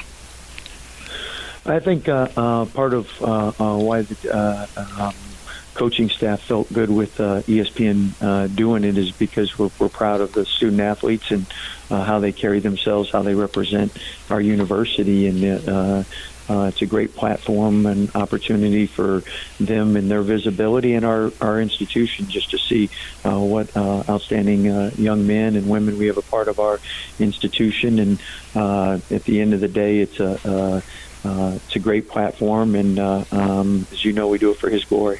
One more thing. You have a couple of guys who are thoroughbreds in Akinjo and Meyer, and sometimes they can look just gorgeous, and sometimes there's, the frustration because they are at times just, they can go. How much is it to just let them be who they are, and yet also they have to play within the structure of the team? Yeah, that's. I think probably every year you have guys that maybe would want to play this way or faster or whatnot. But when you have great players, you have to sacrifice something to be a part of the team. And a good shot by one of them versus a great shot by another, you got to sacrifice for the great shot. And the heart of that matter is, do they care about winning? Do they care about their teammates? And if they do both of those, then we're going to play in the way that gives us the best chance to win, and they're going to buy into that. And both of them have, and that's why we've been a top 10 team all year, and it's why we're in a position where you got a chance to play for a conference championship and a chance to play for a number one seed. And I think as a coach, you always want to take everyone's strengths and then put it in what gives the team the best chance to win. So it's great to know that you got guys that can make plays, and at the same time, they can make plays for others, and what's the best plays for our team. Thank you, Scott. Good luck, Oklahoma State and Stillwater. Scott Drew, men's basketball coach at Baylor, Sikkim 365 Radio. If you have been waiting to buy a new GMC, Buick, or Cadillac, now is the time to contact Richard Carr Motors. Richard Carr is receiving deliveries of new cars and trucks each week, so get on Richard Carr's inbound vehicle list, and you can get your new car or truck as they arrive. Buy a truck now and get 0% financing for 72 months for qualified buyers. If you're looking for a truck, we'll check out the best in the GMC Sierra, available 277 horsepower engine, lots of head and leg room, best-in-class cargo bed volume, plus a luxury interior and ride that compares to a luxury sedan. Richard Carr has Sierras in stock with more on the way, plus right now get 0% financing for 72 months for qualified buyers. If you're looking for SUVs, GMC, Buick, Cadillac, 11 different SUV models to choose from, dozens of trim options as well. Richard Carr is a one-stop shop to find that perfect SUV for your needs, whether it's a fun and nimble Buick Encore or the sophistication and luxury of a Cadillac Escalade. Call now, come by now, or go online to find the perfect SUV for your family. And Richard Carr is also loaded not only with new cars and trucks that are arriving almost daily, but they have a good variety of premium pre-owned cars and trucks to choose from as well. All of them go through a 172-point inspection before hitting the lot, and 100% credit approval is always the goal, as they have over 10 lenders who will do what it takes to get you in a car today. So go online or come by for a test drive today. Trust the good local people you can count on for over 20 years in Central Texas. Proud Wacoans, proud Baylor Bears. Log on to richardcarr.com today. Call now or go see them now off Highway 6 at the Imperial exit. Baylor University is where lights shine bright. So, let there be light. Let there be roommates and teammates, scholarship and championships. Let there be fresh starts and new traditions, fast friendships and lasting impacts. Let there be laughter. Let there be joy. Let there be light. Baylor University, where lights shine bright. One size fits all. That may be all right for an adjustable belt or cheap sunglasses, but when it comes to your financial needs, no one wants a one-size-fits-all strategy. Ben Erlinson, your Edward Jones financial advisor, knows that his most important goals are yours. That's why he takes the time to understand your needs, knowing you. That's how Edward Jones makes sense of investing. Ben Erlinson, 100 North 6th Street in Waco, 254-759-8533. Edward Jones, member SIPC. In the market for a quality metal building? Since 1943, Pioneer Steel and Pipe has helped Central Texas residential and commercial customers with metal building design, panel options, building components, and trim options. Pioneer Steel and Pipe's residential line is energy efficient, offers low maintenance, reduces insurance payments, is impact resistant, and carries up to a 45-year limited warranty. In addition, they can also help you find a metal building contractor for your project. Pioneer Steel and Pipe with locations in Waco and Bryan and at pioneerboys.com. Do you or your kids get nervous about going to the dentist? Stonewood Dental, Dr. Steve Childress, he can help. I've spent a career taking care of patients who as children had bad experiences, and now they're adults that hate going to the dentist. If I get a kid at 3 years old and they come every 6 months and it's a happy experience, it's normal for them. Now they have an accident at 6 or 7 or 8 at school. Now they have a broken tooth or a trauma, and they have to come here. They're used to lights, they're used to water in their mouth, they're used to experience, they already trust us. It's amazing what we can do with that kid without it being a negative thing. But if I see a 6 or 7 or 8 year old that's never been to the dentist, and now they have a trauma or an unfortunate unexpected toothache, it's harder to do that for that kid and it not be somewhat of a negative experience. So bottom line is I try to teach kids and adults and teenagers and everybody the way I'd want my family treated, which is where it's a necessary part of life. You just take care of it. It doesn't have to be that big a deal. Learn more, stonewood-dental.com. Shorty's Pizza Shack at 12th and Bagby is a homegrown, family-owned and operated must-visit pizza place in Waco. Fantastic pizza by the slice or get the whole pie to share. Great happy hour specials every single day, and it's not just pizza. Great wings. You have to try the Sikkim sauce, chili cheese fries, pizza pillows, and more. Dine in for a great hangout or carry-out. Order online at shortyspizzashack.com or do yourself a favor and bring your crew to the restaurant at 12th and Bagby. Shorty's Pizza Shack. Tell them Paul sent you by.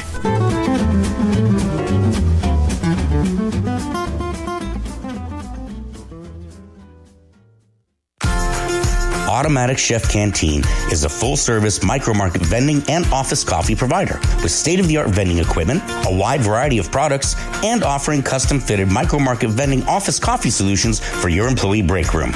You want a full break room solution and a workplace oasis? Well, Automatic Chef Canteen, locally owned and operated for over 50 years in Central Texas, also includes in-house mechanics on call 24/7 for fast, reliable service and maintenance. Automatic Chef Canteen, 6900 Imperial Drive in Waco, or online at automaticchefcanteen.com.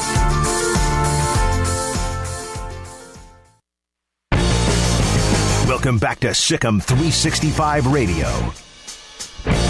There's a Kinjo splitting the defense. The 4 o'clock hour is sponsored by Boozer's Jewelers, the wedding ring store, specializing in custom jewelry and repair, all in-house. Now here's David Smoak, Paul Catalina, and Craig Smoak. All right, here we go. Sikkim 365 Radio. Aaron Wilson for the super chat. Thank you, Aaron, for that. Best sports show out there. Aaron, we appreciate that. Aaron asked about, have we talked about Texas Tech in Texas? Yes, we have. We showed a picture from one of our Matthew Nichols, who was in the upper deck for that game in Austin. I did enjoy some of the Twitter back and forth about from Longhorn fans and Tech fans about those tickets. And I think what Texas did is they kind of used that airline industry thing where they sold a seat 2 times to their students and then to the general public, of which Texas Tech fans are a part of the general public, as much as, believe me, the Texas fans wish they weren't at this point. But they bought up those tickets, and then Chris Beard, knowing this, tried to say, okay, listen, everybody who has a big ticket, everybody's getting in if you're a student. Well, that's great and all, but now you've got a whole bunch of people flying standby, and that's what led to the situation of students who had essentially paid for a ticket to that game not having it because Texas was double dipping. Well, and I saw Brad Townsend, who writes for the Dallas Morning News. He wrote, put up on Twitter, I guess sometime Saturday, that he and his daughter were going to the game, had tickets to the game, but once they got to their seat, either they were there and were told to move because somebody else had bought the ticket. And so, or maybe it was just his daughter because of what you just mentioned. Here's a video. Let's go to that first, Armstrong, if you don't mind. There's a video from someone who covers the University of Texas in athletics about the crowd and the noise at the end of the game between Texas Tech and UT, which it was an entertaining game. Tech kind of dictated the tempo, and then they almost threw up all over themselves. Yeah, here we go.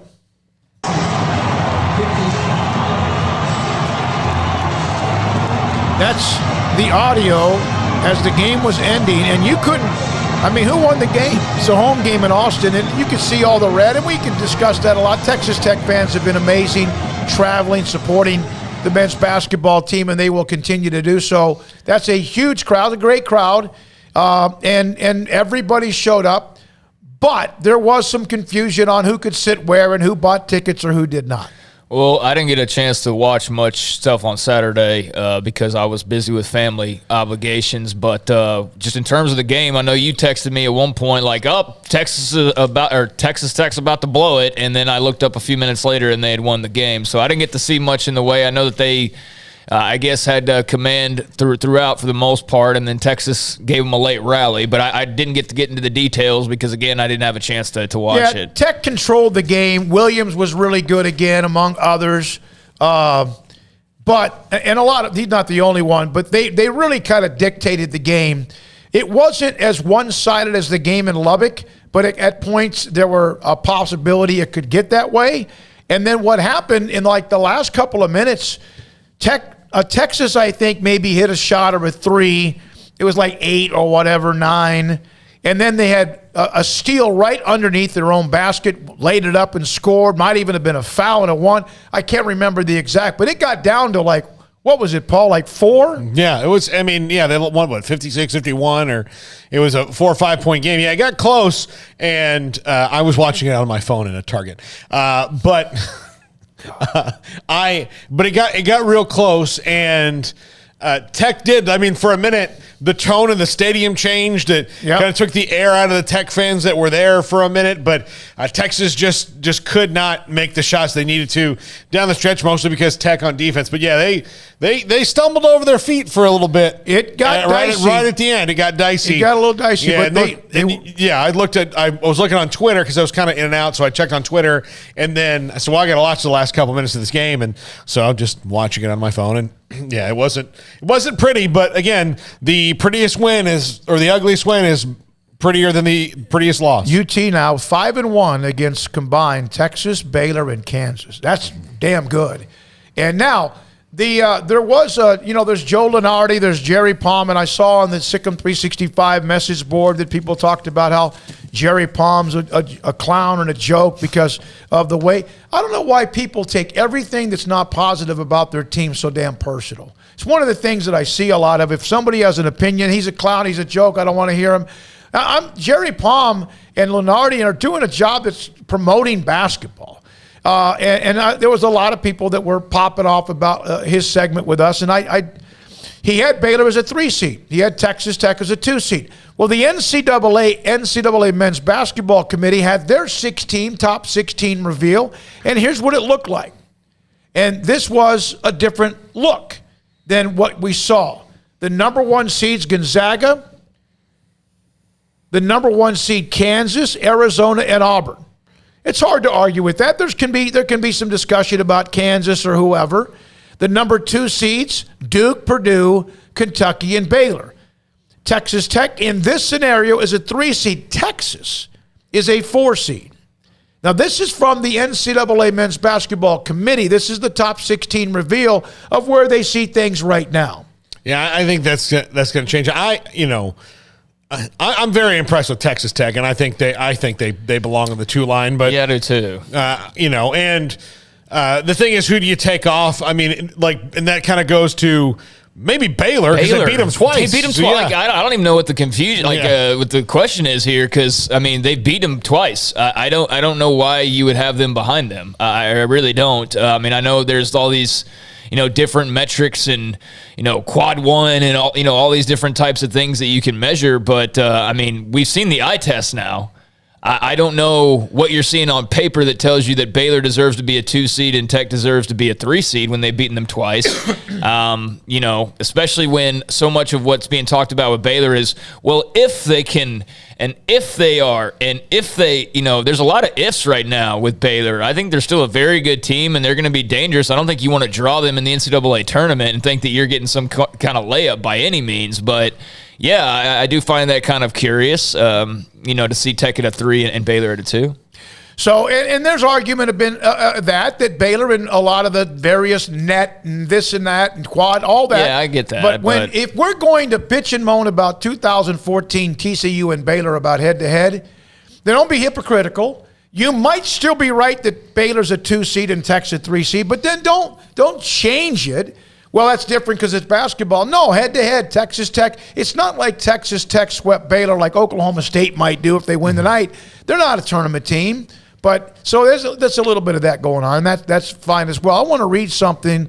So that's that. So there's a video of the Texas Tech and UT fans, and it was a monstrous crowd. And UT, they had a surge at the end, but Texas Tech created that surge because of that rivalry. Yeah, I'd like to read a story. Maybe Carlos Silva can write one about how Tech's managed to rally the troops here, especially as of late. Like, I know Chris Beard had good crowds too, but like this year they've really tried taken on this identity. You know what I mean? Of like being the new Cameron Indoor or what have you, being the new Crazies, and they've been showing up and showing out at home, but on the road as well, as we saw this past weekend. And there's definitely an energy there that Mark Adams has going that's carried over. And I guess my thing is I would like to know how, was it the students? They just had a great group of students that really rallied, because you see Baylor right now, they've got a great crop of student fans, right? They've had some of the best student fans they've had in probably quite some time. And so that comes down to the students themselves kind of carrying a lot of that weight. So I guess Tech's just got a great crop of basketball, fans in their ranks right now that have been able to really keep this thing fired up and going in a great way. But yeah, that's definitely been like a sixth man for them, both at home and on the road. And, football wise, there's a lot of excitement about just having something new. We've seen that time and again. We saw that here in Waco on a couple of different occasions, and time will tell with Joey McGuire. But he's got to feel good knowing that if they can just be good, that they're going to have, probably one of the better home crowds. And Tech has, for a long time, had one of the more hostile crowds that you didn't want to go and play in Lubbock, whether they were good or not, just because of the fans, and not in a complimentary way in football, really, but you know what I'm saying? It's a hostile place to play. So if they can kind of carry over this basketball fever into football, and then Joey McGuire can, most importantly, win games, then they can really turn that into something. And I'm sure that's what he's banking on. But again, it comes down to you have to win games, because no matter who you are, no matter how much excitement there are, you go 500, it's not going to be the same as if you're just soaring towards a bowl game and competing and hanging with the better schools in the conference. Lubbock, to me, has a potential to be like Ames, because, again, you're so landlocked out there, so much like Ames. Where are you going to go on the weekend? I think that part of the problem that's maybe TCU's problem is that you're in Fort Worth. There's a million things to do, and, they just don't have it. But Texas Tech has a vast Dallas presence as well. So it's not like they can't get to Austin or Waco. There's also a lot of those people that think that because they've made the drive so many times from Dallas to Lubbock, for example, that it's not that big of a deal. And look, I lived in Lubbock for a couple of years. I had a 7-hour drive to get there from where I was living at the time. 7 hours there, 7 hours back.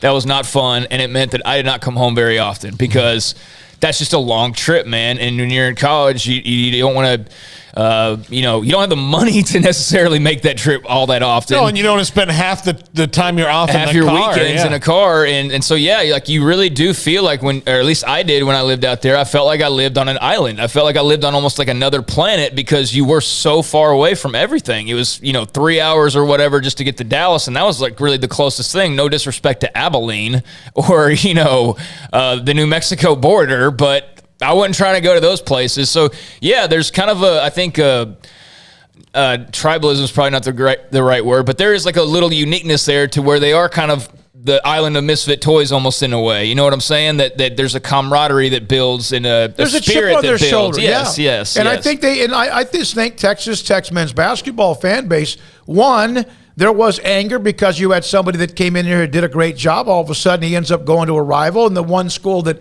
a lot of people just don't like that are a part of the Big 12 and or Texas. That was it. Period. That lit the fire. But they've been supportive before, and they have traveled, and they do have a large fan base, alumni base in Dallas and elsewhere. One note about the game, I did make one mistake about the Texas Tech and UT game. It was 56-46 at one point. The next thing you know, Craig, it was 56-55 with 1:37 to go. Okay, so that's when Texas you must have texted scored, me. hit a couple of free throws. Andrew Jones hit a bomb for a three, and then Tech had a couple of free throws, and then eventually another free throw. Texas had some opportunities. They missed some shots, and eventually 61-55 the final. Yeah, I tried to follow along on my phone, but I was at a bowling alley watching a family member compete in a high school tournament, and that was cool. That was a good time. So I don't feel bad for not being able to watch much of that game, but I tried to follow along as I could, and it's kind of hard to track there at the end how dicey it got. But obviously, it got very dicey. That would have been an awful loss for Texas Tech. Yeah, that would have been really interesting that would have been just seeing how that would have reacted. And, ifs, ands, buts, candy, and nuts, all that. So it doesn't matter in the long run. But boy, oh boy, that would have been a brutal L to take. So good for them that they were able to seal the deal there, and good for Mark Adams. And, that's one of those teams you circle and you look at right now and you go, how far can they go? I mean, they're built that they could go pretty far in this tournament and maybe get back to where they were a couple of years ago and have an opportunity to actually, do what Baylor did and take advantage of that opportunity and actually win the whole damn thing. But we'll see. It's a long way to go still in the grand scheme of things, but they're well built. There's no doubt. There's no question about it. And, what's his name? O'Banner, who was unbelievable and is one of their – they got several players. O'Banner didn't have to do much. He didn't have the kind of game that he had against Baylor. That's what makes a really good team, that you can do that when he's on Wednesday. How could you again? No. When the only thing he didn't do against Baylor was achieve human flight. I mean, seriously, he did not fly around the stadium and high-five the Tech fans in attendance. That's the only thing he didn't do against Baylor. So. A couple of college football notes. Matt Luke, this is a story on Dog Nation, and also – we got a little bit of a tip from, I wish I could remember the name because you've been great at it today, Michael, that Matt Luke in the 202 text line as well has stepped down as the offensive line coach at Georgia. Former Baylor quarterbacks coach Wes Phillips is now with the Vikings after being with the Rams, Super Bowl champion. Is now with the Rams, was at Baylor in 2006. Charlie Strong headed to Miami. Those reports, and Mario Cristobal continues to assemble a pretty star-studded assistant coaching staff, and Charlie Strong is the next one, a part of that staff. Well, Charlie Strong needs to be back in the state of Florida, where he recruited very, very well. Yeah, that's been out there for a couple of days, but that's a good pickup. That happened right before the weekend, I believe. And, Cristobal's done a good job putting that staff together. I mean, I think you look at next year, and this coaching carousel was just so amazing to watch unfold, and would have been even better if, I know you were never quite worried about it, but I have to say there was some anxiety when big job after big job after big job after big job kept opening up, and Aranda's sitting there meanwhile just crushing it on the field. So there was probably a little bit too much anxiety that I allowed in during that coaching carousel to enjoy it as much as I probably could have. But, I mean, between Lincoln Riley and USC and Mario Cristobal in Oregon, and then Dan Lanning, Mario Cristobal in Miami, and then Dan Lanning in Oregon, and so on and so forth. Like, I mean, this is going to be really interesting to see what jobs like USC and Miami end up becoming with these guys at the helm, and whether or not they can restore some of that greatness that those programs have experienced. And that goes for a lot of the changes as well. But yeah, it's going to be a fascinating college football season after in the aftermath of that carousel and all the changes that came with it.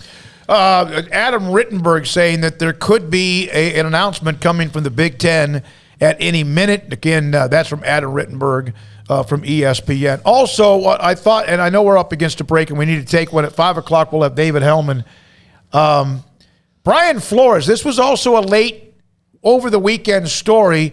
Brian Flores was hired by the franchise that has the Rooney name attached to it. He will join Mike Tomlin's staff as their pretty much kind of like high-level defensive coordinator assistant. Yeah, they promoted because their defensive coordinator retired, but they promoted a defensive coordinator. Keith Butler retired. Yeah, Keith Butler retired. So they promoted Terrell Austin, and now Brian Flores is there. Here's the thing about the Steelers is that Mike Tomlin didn't really do this to make any kind of statement other than I want Brian Flores and he's a good football coach. The Steelers didn't do it. Now it's certainly going to help that, but that's the one thing I admire about Mike Tomlin. It's the one thing I really admire about the Steelers is they're not doing things because they're trying to, the virtue signal. They're doing things. Brian Flores is there because, heck, this is a great football coach, especially a defensive assistant that's on the market that can help the team. Let's go hire him. It's Gary Patterson. Yeah. Yeah, it's like there's a really big-time former head coach that's sitting out there. Let's bring him on in some type of capacity to help out. You think Brian Flores can help out? Yeah, I'm sure he can help out. So, yeah, I mean, props to Mike Tomlin for going out there and getting that done. I wonder what other opportunities Flores might have had and how much interest there was. Certainly he felt like, at least initially, it appeared that there was going to be some blowback from, his NFL,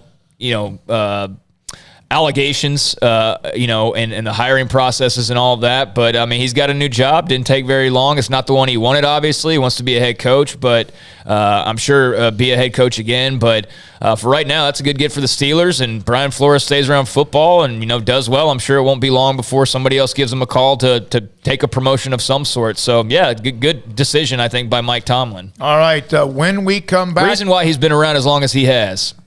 Mike Tomlin's been around a long time now. I mean, he's a good coach, and he's got the rings to back it up. But I like he's kind of no nonsense, and I think he's become even more so as time has gone on. But I like the guy. I enjoy him and kind of his no nonsense attitude. So yeah, good move. And an organization that Chuck Noll, Bill Cowher, Mike Tomlin. Yeah. Yes, I do. Like I am actually a guy who doesn't mind Jerry Jones as much as a Cowboy fan as other people do. I do know he's part of the problem, but I don't think that it's as bad as most people think. It's just how it's worked out. But I do admire the Rooneys more than maybe any other owners in all of professional sports. All right, when we come back, a couple of notes to close out this 4 o'clock hour. A text that I received from the 361, also one from somebody on Juwan Howard. And then a music note. I don't know why. Just thought I'd throw it in there. Sikkim 365 Radio and 365 Sports. Dr. Kent Petty and Petty Clinic at LowT.com can help you become the high-performance man you used to be and want to be again. In other words, here's some things that happen. A lot of things happen to you. Father Time takes over. Sometimes you can't do anything about it, but sometimes you can react to it. Your testosterone level, 1 out of every 3 men have symptomatic issues of low testosterone. It is not probably in your 20s, maybe even sometimes in your 30s, but it can be a problem. It could affect your sleep habits. It could affect your energy, your focus, and all of that. But also, eventually, it could take over your sex drive as well. It's part of testosterone that you need to have sex drive. And so if, in fact, you have time, if you have that issue, any of those 3 symptoms, go to pettycliniclowt.com and contact Dr. Petty. He'll set you up to get lab work, discounted rate, and sometimes waive the entire fee.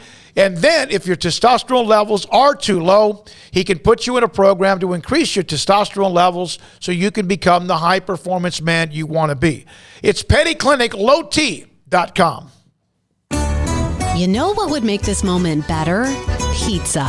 Dough made from scratch and an Italian family sauce recipe pizza. 3 fresh signature cheeses making a melty blanket of perfect pizza. Bob Mock has owned Marco's Pizza franchises since 2013 and has been delivering pizza since 2001 and is the proud owner of 4 locations in the Waco area, in Belmead, China Spring, Woodway, and soon to be open in Robinson. Order at marcos.com to make any moment better. Marco's. Pizza lovers get it.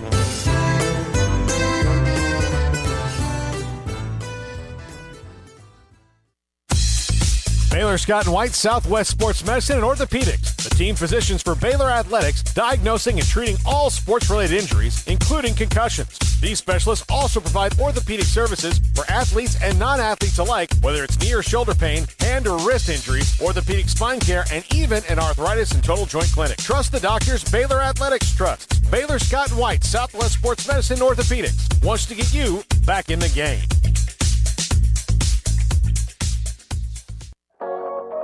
Waco Regional Tennis and Fitness continues to add more weapons to your getting or staying in shape arsenal with 8 brand new treadmills ready for you to run or walk a mile or 2 or 10. And with the explosion of interest in pickleball with instructors Joe Rosa and Jody Thurman with more courts available. Waco Regional Tennis and Fitness with large flat screens stretched across the weight room with Wi-Fi available, their own app to enjoy news, business, weather, or sports. Everywhere you look, there's energy, passion, and commitment. New touchless water fountains outside of each locker room, and all the locker rooms with showers, sauna, and whirlpool. Upgraded PA system throughout the world-class tennis courts with a youth academy led by pro Britt Coleman. Fitness and tennis merchandise available and a tanning bed. I promise you'll look and feel better. You just need to walk through the front door. Waco Regional Tennis and Fitness with personal trainers Christy London and Randall Corley. 40-plus group exercise classes, including twice-a-week boot camp. It's time to react today, not tomorrow. Waco Regional Tennis and Fitness on Lake Shore Drive in Waco.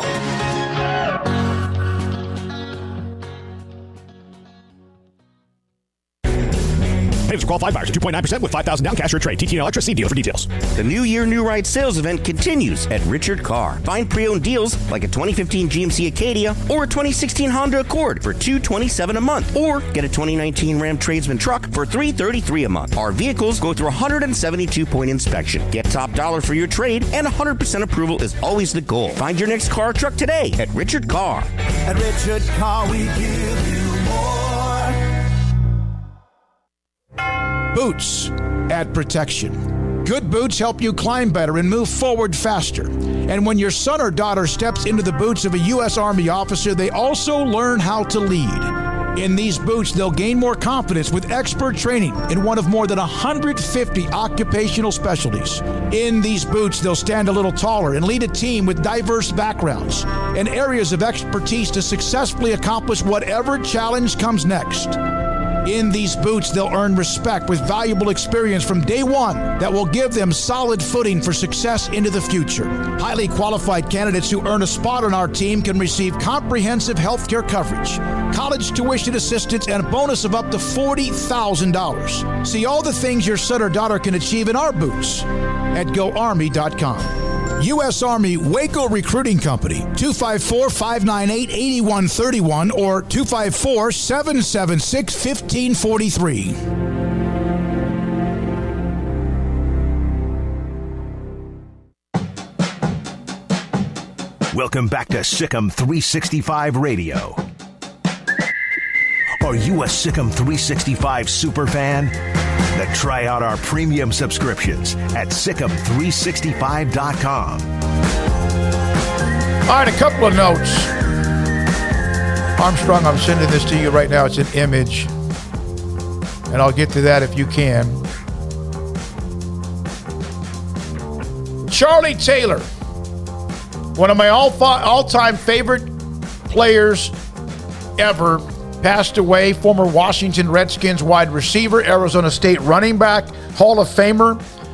He represented class back when the franchise had it. He was incredible. He was a vicious downfield blocker. Yeah, you interviewed him. I want to say it was in Indianapolis. We got Charlie Taylor. I don't know what the year. Super Bowl. Yeah. It was you were. That was as giddy as I saw you for. I love Charlie Taylor. He played at Arizona State. That's where we lived for a while because my dad was getting his master's at ASU. He passed away at 80. He's been a part of the Redskins franchise on occasion. I know they're the Commanders now.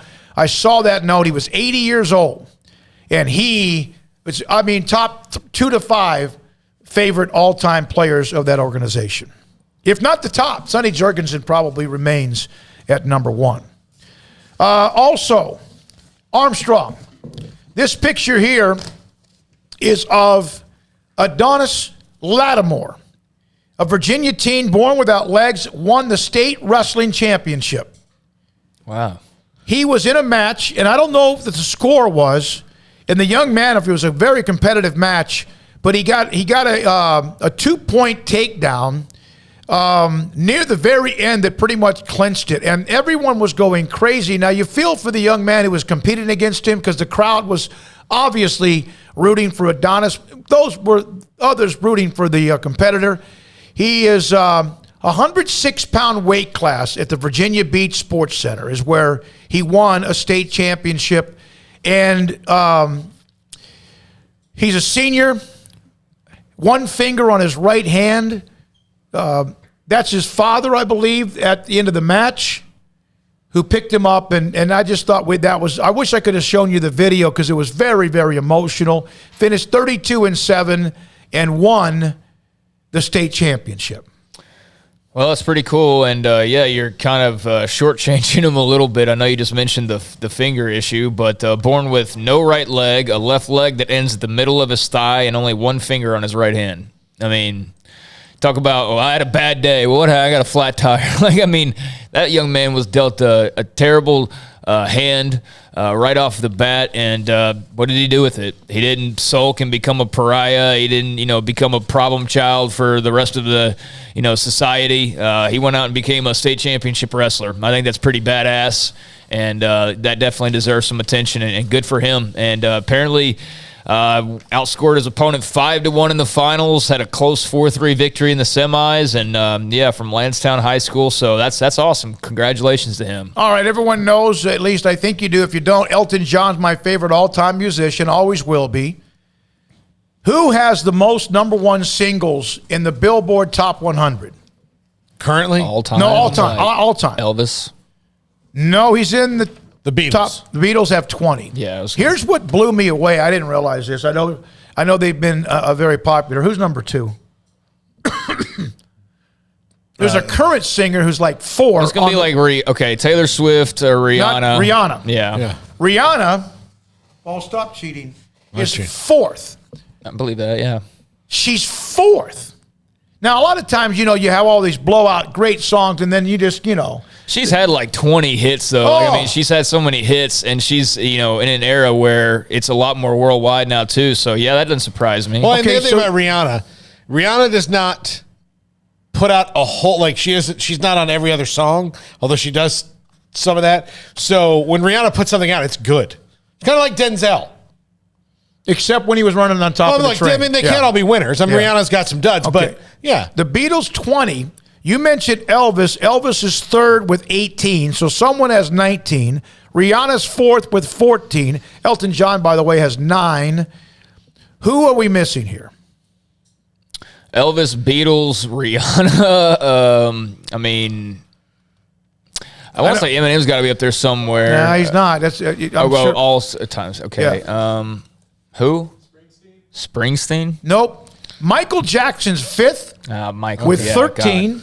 Okay, so the 19. We're still looking for the 19 one. This one blew me away. I know that they are a popular, and is it that they? Are you saying it's a group? She. Okay, Mariah Carey. Yep. All right, there you go. She has 19. That actually is kind of surprising to me. I was never like a faithful Mariah Carey listener. I just didn't realize she had that many singles. I didn't either. I didn't realize I know she's got a bunch of hits, but I didn't realize she was like closing in on 20, big time hits like that. Well, but not all that surprising. I guarantee you one of them is from the Christmas album. Oh, I guarantee more than one of them is from the Christmas album. Probably. It's probably Jack's. You know what? We're gonna have to rebuild this stage here. I know. Well, we can. I keep bumping my left leg against Paul's headset, Jack. All right. When we come back, David Hellman, Dallas Guys, just a different note. So, like, what was that? You said the top 5? What was the top 5? Yeah, that was the top 5. So it was the Beatles, Mariah Carey, Elvis, Rihanna, and Michael Jackson. Yeah, that's a little surprise. Well, I mean, and Rihanna too. Like, she'll probably be at number 1 on that list, when all is said and done, if she were to keep on her current trajectory. Maybe not. That's a lot to catch, Elvis and the Beatles and all that. But, she's well on her way. It'd already be top 5, and she's not even 30 yet, I don't think, right?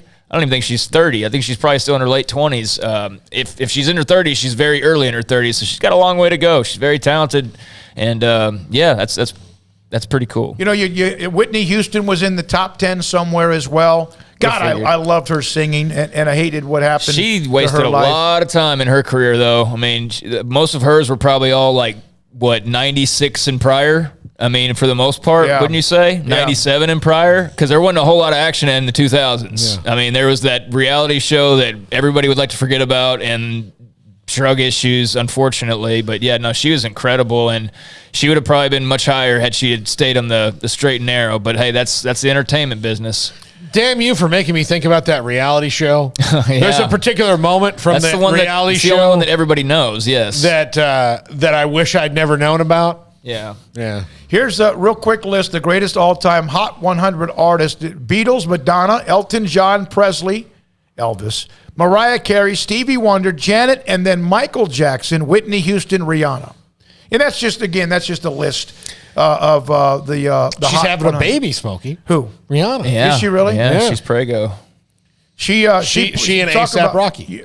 Mark Adams, Texas Tech basketball coach, saying Kevin McCullough is, he's getting close, go through a workout today, determined at game time whether he'll be able to play or not. Same thing with what's happened with Adam Flagler, and it didn't look good with L.J. Cryer playing Wednesday, 15 minutes, not playing Saturday, and you almost get the feeling he may not, but who knows? Scott Drew mentioned that with us as well today, earlier, an hour ago. Coming up next, David Hellman, DallasCowboys.com, Sikkim 365 Radio, and 365 Sports. Alan Samuels, Dodge, Chrysler, Jeep, Ram, Fiat, while a lot of lots are struggling, and it's not their fault, it's the distribution and all what happened. Well, there's a lot of issues with some car dealerships, and God bless them, when it comes to new car and pre-owned car inventory. My phone rings from Alan Samuels asking me about my pre-owned Ford Explorer. Would you like to trade it in for another for a new car? And they're looking for pre-owned. So if you have one, you can get a pretty good deal. I love my Ford Explorer. It's just, I've had a Tahoe that was fantastic for 370,000 miles, but I really like the way this one drives and what I have with it, all the amenities as well. Alan Samuels also has the 2022 Wagoner Series 2 and 3, 0% financing for 72 months plus $1,500 bonus cash. All first responders get an extra $500 as well. Truck month continuing. 2022 Ram 1500 Quad Cab, the Lone Star, with total values of $7,500 or as little as 0% for 72 months. First responders, the same deal for that as well. And then on top of that, they continue to celebrate the Big 12 Championship football team and Sugar Bowl at Baylor, hometown championship drive. You can also find the Dodge. What do we have here? The 2022 Jeep Grand Cherokee has great discounts and dealer discounts as well. And then on top of that, you have the 2021 Jeep Grand Cherokee, values of $2,000. First responders, an extra $500. So all of this is going on, plus the new inventory on the lot, both new and pre-owned cars. Alan Samuels, tell Ted Teague I sent you. Loop 340 east of 84 in Waco. This is your 54th District Judge, Susan Kelly. Appointed to the court by Governor Greg Abbott, I've worked hard to manage and move the docket, even during COVID. Board certified in criminal law by the Texas Board of Legal Specialization and past president of the Waco Bar Association, you can be sure I apply the rule of law and deliver justice for all. Early voting starts February 14th, so be my Valentine and vote for justice. Keep Judge Kelly. Political ad paid for by Susan Kelly from McLennan County Judge Campaign. With so many companies and policies out there, it gets so confusing shopping for insurance, and I never know if I'm getting the policy that's right for me. Luckily, I met the team at the Niche Group Insurance Agency. With the Niche Group, you can go to one company and get access to coverage options from many insurance carriers, and you get to speak to a real person about your specific coverage needs. With the Niche Group, I know I'm getting the right coverage at the right price. If you need insurance, talk to the experts at the Niche Group at 1-800-258-8302. It's plain and simple. Waco Custom Marketplace is the one-stop shop for what you need for tailgating, from charcoal, cold beer, and wine. And, of course, customize your order with brisket, tri-tip, sausage, wings, smoked pork tenderloin, country-style or pork spare ribs, marinated beef and chicken fajita meat, ground beef and chili, meat, hot dogs, and burgers, buns, seasoning, sauces, chips. There's fresh baked bread and kolaches every day, breakfast sausage links, and you can also customize your favorite cut of steaks from select, choice, or prime, bacon wrap fillets, ribeyes, New York strips, sirloin, T-bone, and porterhouse. Full service butcher shop includes pork, poultry, beef, chicken, and seafood, serving Waco restaurants and families since 1940. Your one-stop shop for beef, pork, poultry, and seafood needs. Waco Custom Marketplace, 425 Lake Air Drive, or WacoCustomMarketplace.com.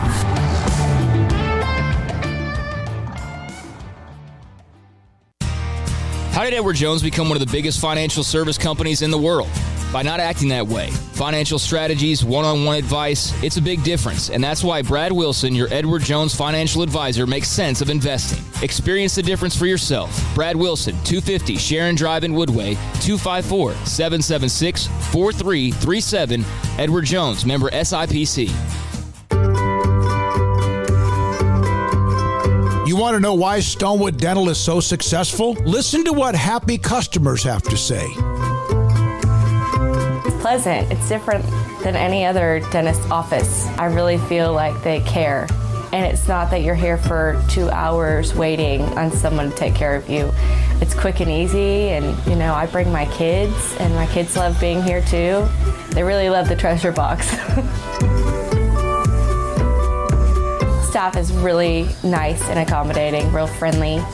You feel more like home. It's not sterile looking. Everybody has their own personalized rooms with decorations and decor, and they'll even have a blanket for you when it's cold. I've recommended people to actually come here, and they are patients now. I really love it here. It feels like family. Learn more, stonewood-dental.com.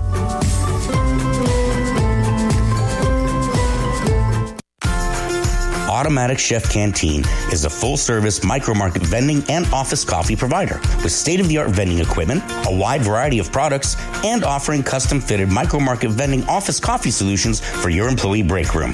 You want a full break room solution and a workplace oasis? Well, Automatic Chef Canteen, locally owned and operated for over 50 years in Central Texas, also includes in-house mechanics on call 24/7 for fast, reliable service and maintenance. Automatic Chef Canteen, 6900 Imperial Drive in Waco, or online at automaticchefcanteen.com. Welcome back to Sikkim 365 Radio. Empty backfield. Pressure. Heineke is decked. Down he goes. The ball is loose. It's picked up by Dallas and Armstrong. He's got a convoy. He's going to walk in for the touchdown. It's time for our weekly segment with David Hellman of DallasCowboys.com. Here we go, this 5 o'clock hour, 5:11 on Sikkim 365 Radio and 365 Sports. And Paul, Catalina, Craig, and David Smoak. Apparently Rihanna's 34, so I was a bit off. I did not realize she was already that old. Not that that's that old, but yeah, I wanted to correct that. I thought she was still in her late 20s, early 30s. So she's Jennifer's age. Yeah. Paul, did you think she was that old? Yeah. About there, yeah. I was somewhere between 29 and mid-30s. David Hellman's going, what the hell? David Hellman probably celebrates her birthday every year. You don't know. Are you a Rihanna fan, David? I've always been more of a Beyonce guy, but I mean, yeah, she's got a million great songs. Yeah, I like Rihanna. Well, I just brought this up, and sometimes it's good to just change it up. We'll get back to the NFL in a second. I just saw this pop up on my timeline, the Billboard Top 100 all-time number one hits, the Beatles. Mariah Carey is 2. Elvis is 3. Rihanna is 4. And 5 is, who did I miss, Paul, at number 5? Michael Jackson. Michael Jackson. So that's how we got into the conversation that Rihanna's already in the top 5. Well, Rihanna pulls double duty because she's had like 25 big hits in her own right, but then she features on a bunch of other people's hits too. Yep, so. That's true. All right, yeah, she's double dipping. It doesn't count. Yeah, I love the way you lie. I didn't say smash. I didn't say it didn't count. I'm just saying, like every time Drake has a big song, every time Jay-Z has a big song, she's usually got something to do with it. So. Hey, what are your thoughts? We had Drew Pittman, NFL agent, on a little bit about what's going on with some of the stories involving the NFL Combine. I know this is like right down this is your meat hook right here with what you do and Broadus and others. Your thoughts about the fact it may not be as entertaining perhaps as it's been in the past this year? I'm not even really worried about it from an entertainment aspect, but this is, and it's just kind of a continuation of a trend that's been annoying me for a long time. Now, this is a little bit different. The NFL annoys me every year with the way they try to monetize the combine. Mm-hmm.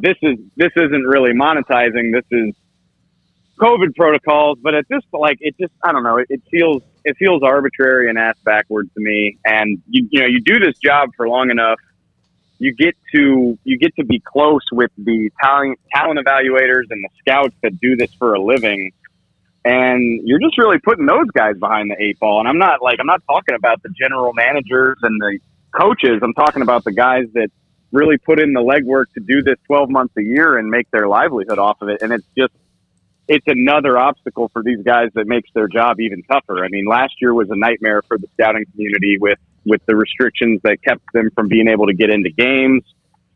And again, it's not the end of the world if these players can't work out because they're all going to have pro days, but it's a nice baseline where you can kind of compare, okay, these guys were all working out in the same stadium at the same time on the same field.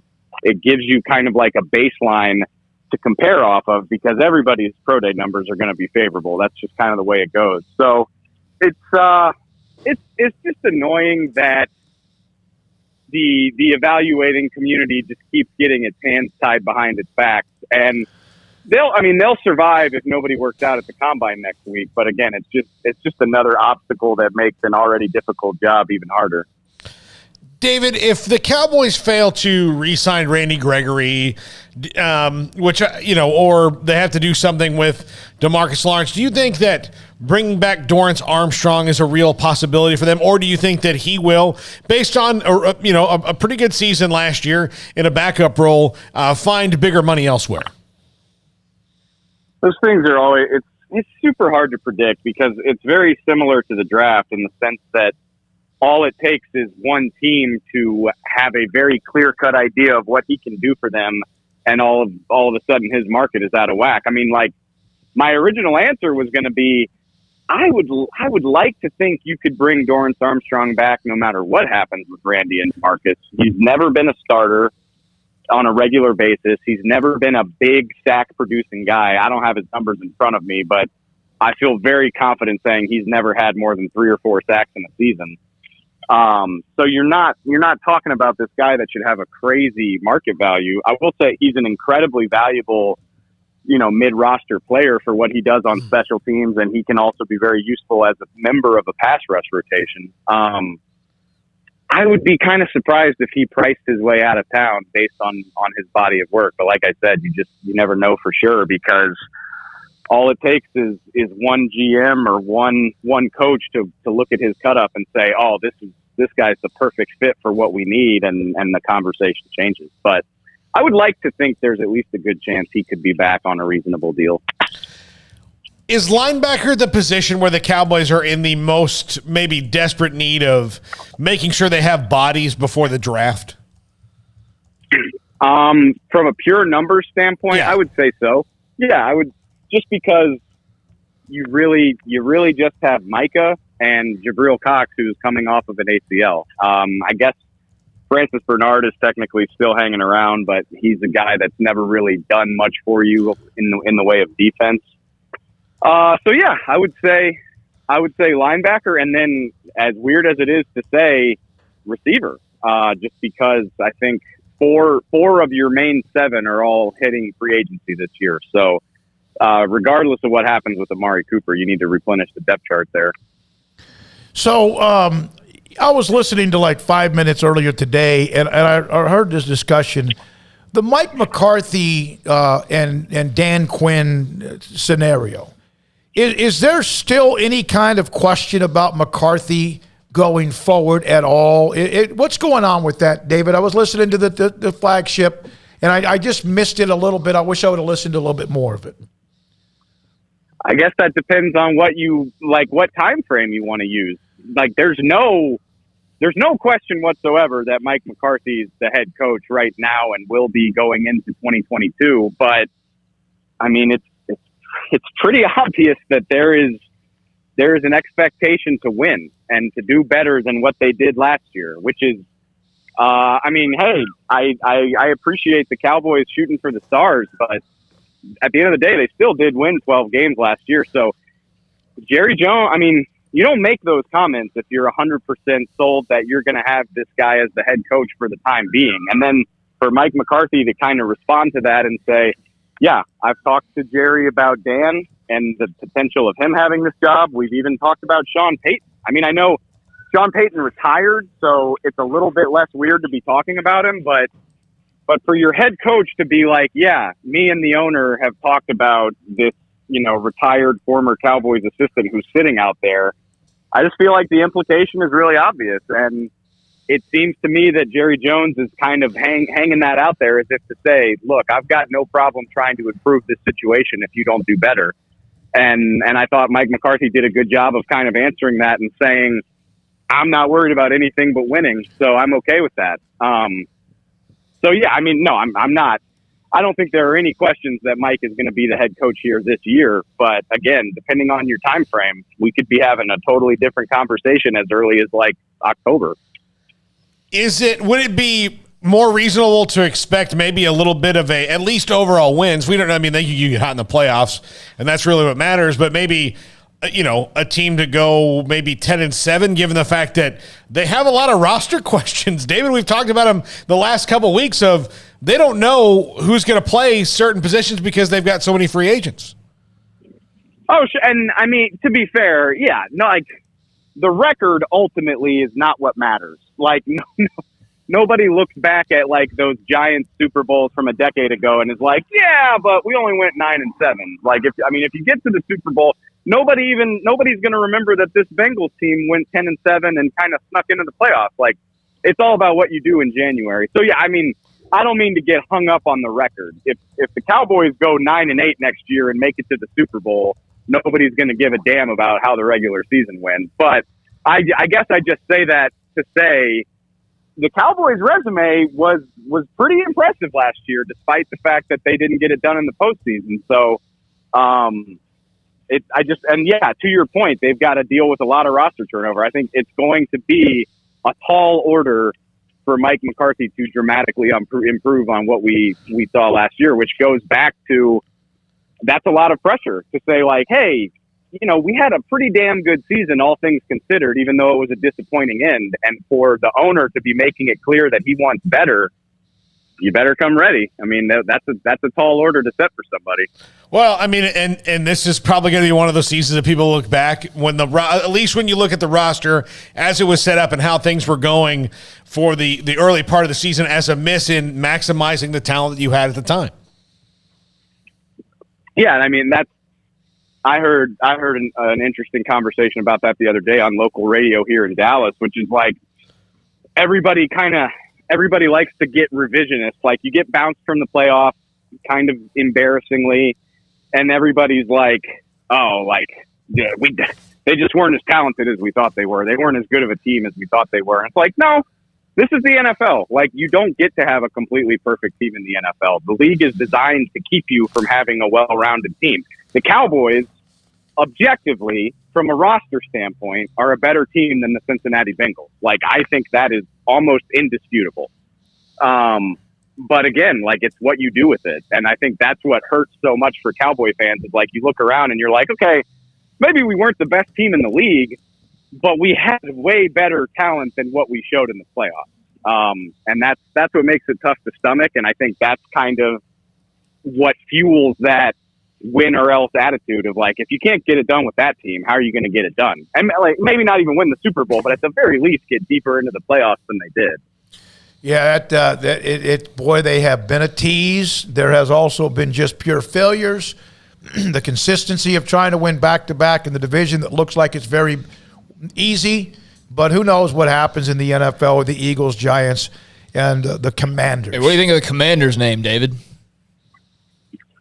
I don't love it, but I will allow, like, when you, like, you know, the NFL, all of these teams for the most part, even the Jacksonvilles and Carolinas of the world, those teams have been around for 30 years at this point. And then you're talking about teams that have been around for 40, 50, 60, 70 years. I don't think anybody's going to like a new name at first, regardless. Yeah. So everybody flipped out about the Guardians, the new name for the Cleveland baseball team. But, like, it's kind of grown on me. I'm like, you know what? That's actually kind of cool. So I don't know if the Commanders will grow on me the way the Guardians did, but I don't think you can really judge a name until it's had a few years to kind of settle into everybody's consciousness. Thank you, David. Appreciate it as always. Yeah. Mondays at 5. Thanks, guys. David Hellman, DallasCowboys.com. Couple of notes. Matt in D.C. on Baylor on Love Day. 7-foot guy played 1 minute on Saturday with John out. Why can't he provide even 5? I don't even know if he played a minute. Turner played 2. Yeah. And that was it. They only went one other player deep, and that was part of the rotation. He's a different animal. And I don't think his talent fits what they do or need right now. And, coaches don't not play guys if they can help them. No, they would love for Turner and Loveday. Leonard Hamilton at FSU, I watch them a lot. Part of the reason that they're not as good is because his philosophy has always been, if I have 12 scholarship players that I'm not redshirting, they're all going to play at least a little bit, and I'm going to wear you down with length and speed and depth. And like Texas Tech's doing. Yeah. And this year he doesn't have that because he's got 4 of his best players are all injured, so they're losing because they can't play the style. But Scott Drew has actually never been a guy who's done that. It's always been he's got 8 or 9 guys that will play, and that 9th guy is situational, and the other people on the bench are developmental, and then they come out and do you see what happens? You know? Yeah.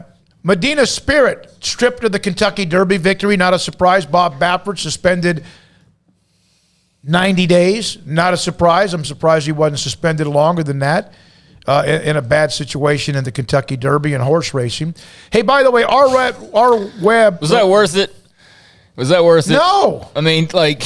Well, now you're going to ruin your stud fees too. Cheating in freaking horse racing, man. Like, come on, dog. I mean.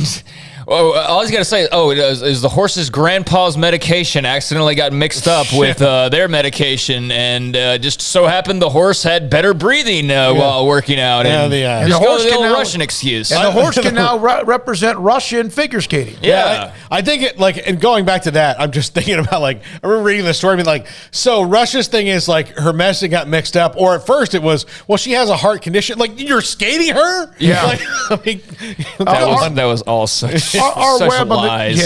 On the chat room. The Olympics is over. I didn't watch 1 second of it unless it happened to show up on something right after the Olympics. I did. I mean, I was with family this weekend, and they had the Olympics on because my female family, my mom, my sister, my aunts, they all like to watch various events, and even their spirit was a little bit down Olympic wise. Like, they were into it, but it wasn't like the way that it has been.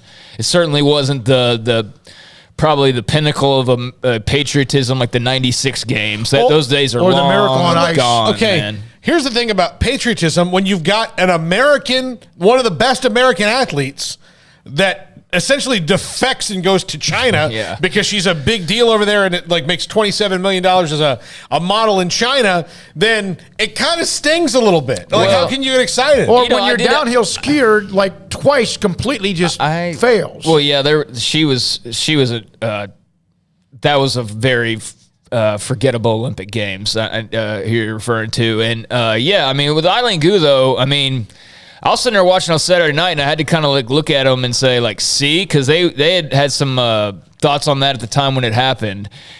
Look, right when we were watching it, this U.S. skier or bobsled team member, whatever the heck it was, like, they're not from America originally. Like, we're just mad about Eileen Gu because it's China and because she's winning a bunch of medals. Like, that's why we're really mad, because we have plenty of non-Americans, originally that end up on our team or various other Olympic teams. But it's who it was. It was the circumstances. And I think a lot of it, too, is just all the outside noise going on with Putin and all this other saber rattling that's going on. So all of that combined, setting storylines, outside influences to really create Olympics that nobody's going to be talking about in a few years for any like really positive reasons. Yeah, they'll be talking about it because it's when the world went to hell, basically. It's trying to be this Valentine to China, and currently there's several countries that don't deserve Valentines. China and Russia are probably A and B right now. North Korea, I'm glad it's over because I didn't even know. Well, the ratings, I'll probably have something tomorrow. The ratings were like massively down, and it wasn't one of those where I see this 50%. Every time. Yeah, I see this time and again where people go, "Oh, well, that's not counting streaming," and you're not.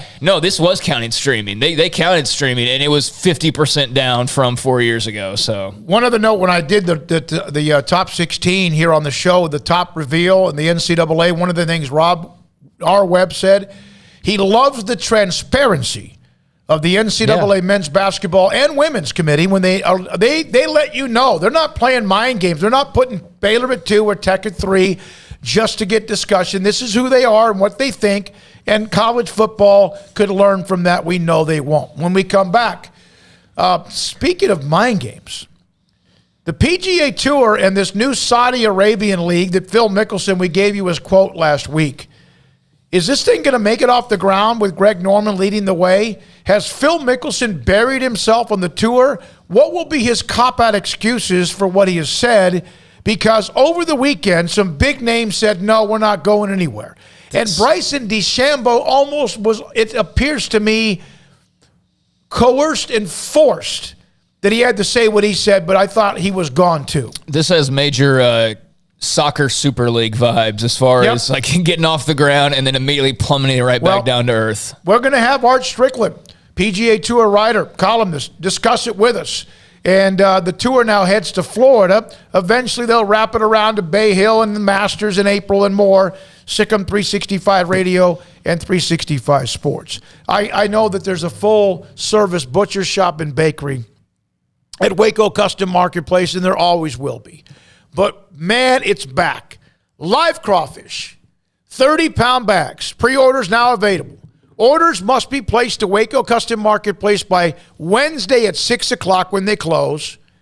And then you could pick up your how many bags it might be, 1, 2, 5, whatever. Depends on how big of a crawfish boil you're having at 4 o'clock on Friday. Orders for live crawfish, 30-pound bags. Pre-orders available any day, any week, up until 6 o'clock on Wednesday. Pick up after 4 o'clock, on Fridays. They close at 6. They're open on Saturdays. You can go there and do that as well. Prices are subject to change. Right now, 30-pound bags of crawfish, it's $4.35 a pound. I think last week it might have been $4.50, so it's dropped a little bit. Again, prices available based on availability, subject to change. Call Waco Custom Marketplace. Order your 30-pound bags of live crawfish by Wednesday at 6. Pick it up after 4 on Friday. Waco Custom Marketplace, 425 Lake Air Drive in Waco. Baylor University is where lights shine bright. So, let there be light. Let there be roommates and teammates, scholarship and championships. Let there be fresh starts and new traditions, fast friendships and lasting impacts. Let there be laughter. Let there be joy. Let there be light.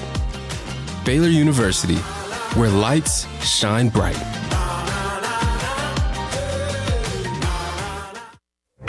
Stepping into a new pair of boots is great, but stepping into the boots of a U.S. Army officer can also add confidence and leadership skills to your son or daughter's career path. There are more than 150 occupational specialties to help them find the best fit for their future. See all the things your son or daughter can achieve in our boots at GoArmy.com.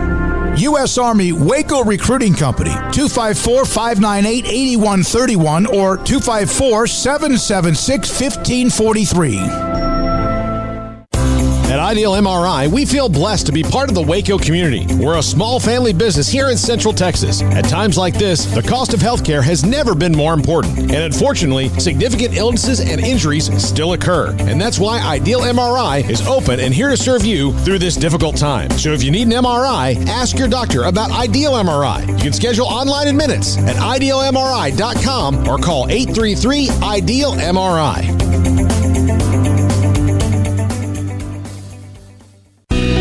Let Camille Johnson Realtors guide you seamlessly through the process of buying your dream home or selling your current one. Commercial, farm and ranch, or residential, Camille Johnson Realtors can smoothly and successfully lead you through any transaction. With a team of 28 experienced agents who are excited about serving you, Camille Johnson Realtors services the entire greater Waco area. If you're in the market to buy or sell, contact Camille Johnson Realtors, 104 Midway Center in Woodway, or find them online at www.camillejohnson.com. Camille Johnson Realtors, elegant, charming, warm. Welcome home.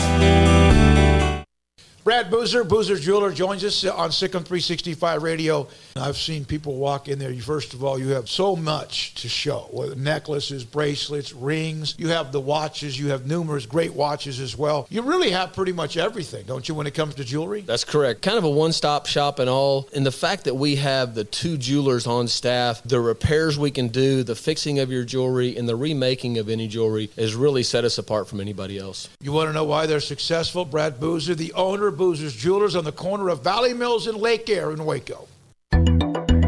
It takes time to reach goals. It's a truth that applies to more than sports. It goes for your financial goals as well. You work hard for your money, and you deserve an investment strategy that lines up with your game plan. And Tom Albers, your Edward Jones financial advisor, can help. If your financial investments aren't putting forth the effort you desire, stop by today for a financial review. Tom Albers, 4301 Lakeshore Drive, 254-776-7605. Edward Jones, member SIPC. There are 26 letters in the alphabet, over 600,000 words in the dictionary, and just 3 of them said together can change everything. Let's order pizza. Those 3 words lead to dough made from scratch and 3 fresh signature cheeses that blanket golden crust in a heavenly melt on Marco's Pizza that'll blow your mind. So visit marcos.com to order and stop by Marco's Pizza in Belmead, China Spring, Woodway, and soon to open in Robinson. Marco's. Pizza lovers get it.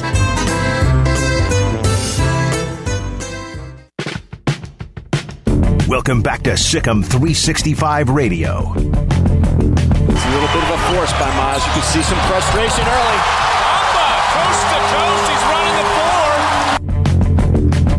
The 5 o'clock hour is sponsored by Edward Jones Investments with financial advisor Tom Albers, staying in touch with you and your money through these difficult and changing times. Edward Jones, making sense of investing. Now here's David Smoak, Paul Catalina, and Craig Smoak. PGA Tour heads to the East Coast, Florida. The Honda Classic eventually will be in Bay Hill, and the Players' Championship and Masters and all that other stuff, whatever order. I just know a Masters is in April.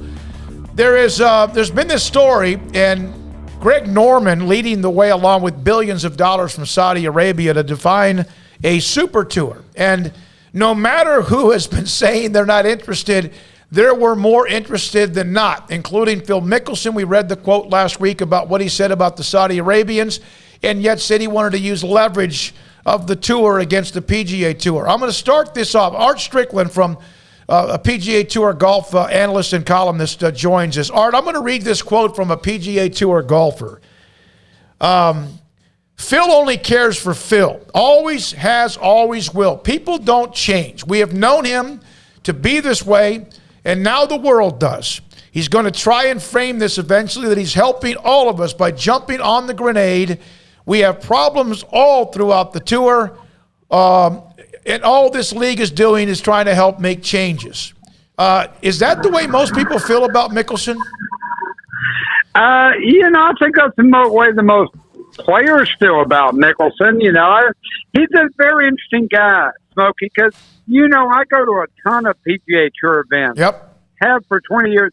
Nobody on the tour signs more autographs for kids and for people than Phil Mickelson. Nobody. His name close.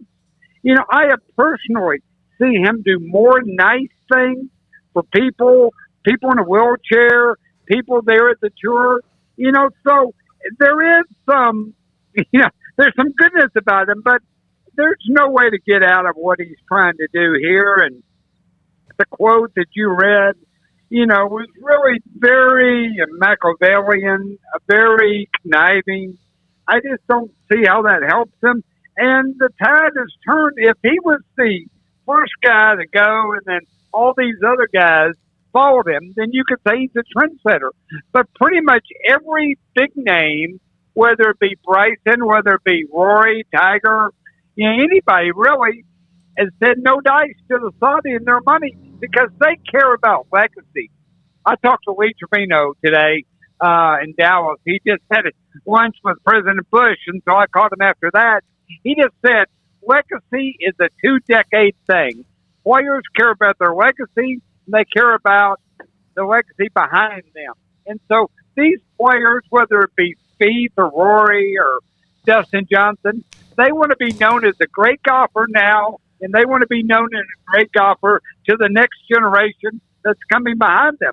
And that's why none of them are taking the Saudi money, and they're going to play with the best players in the world here in America.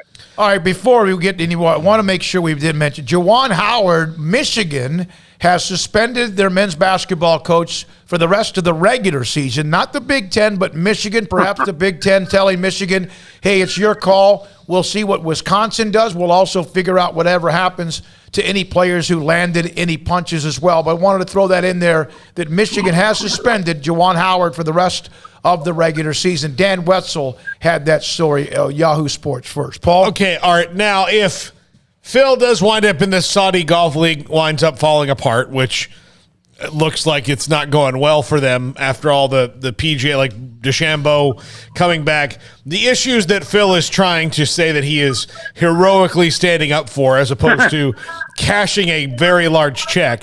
What are those issues and how can they work them out so that the tour and the players don't have them anymore?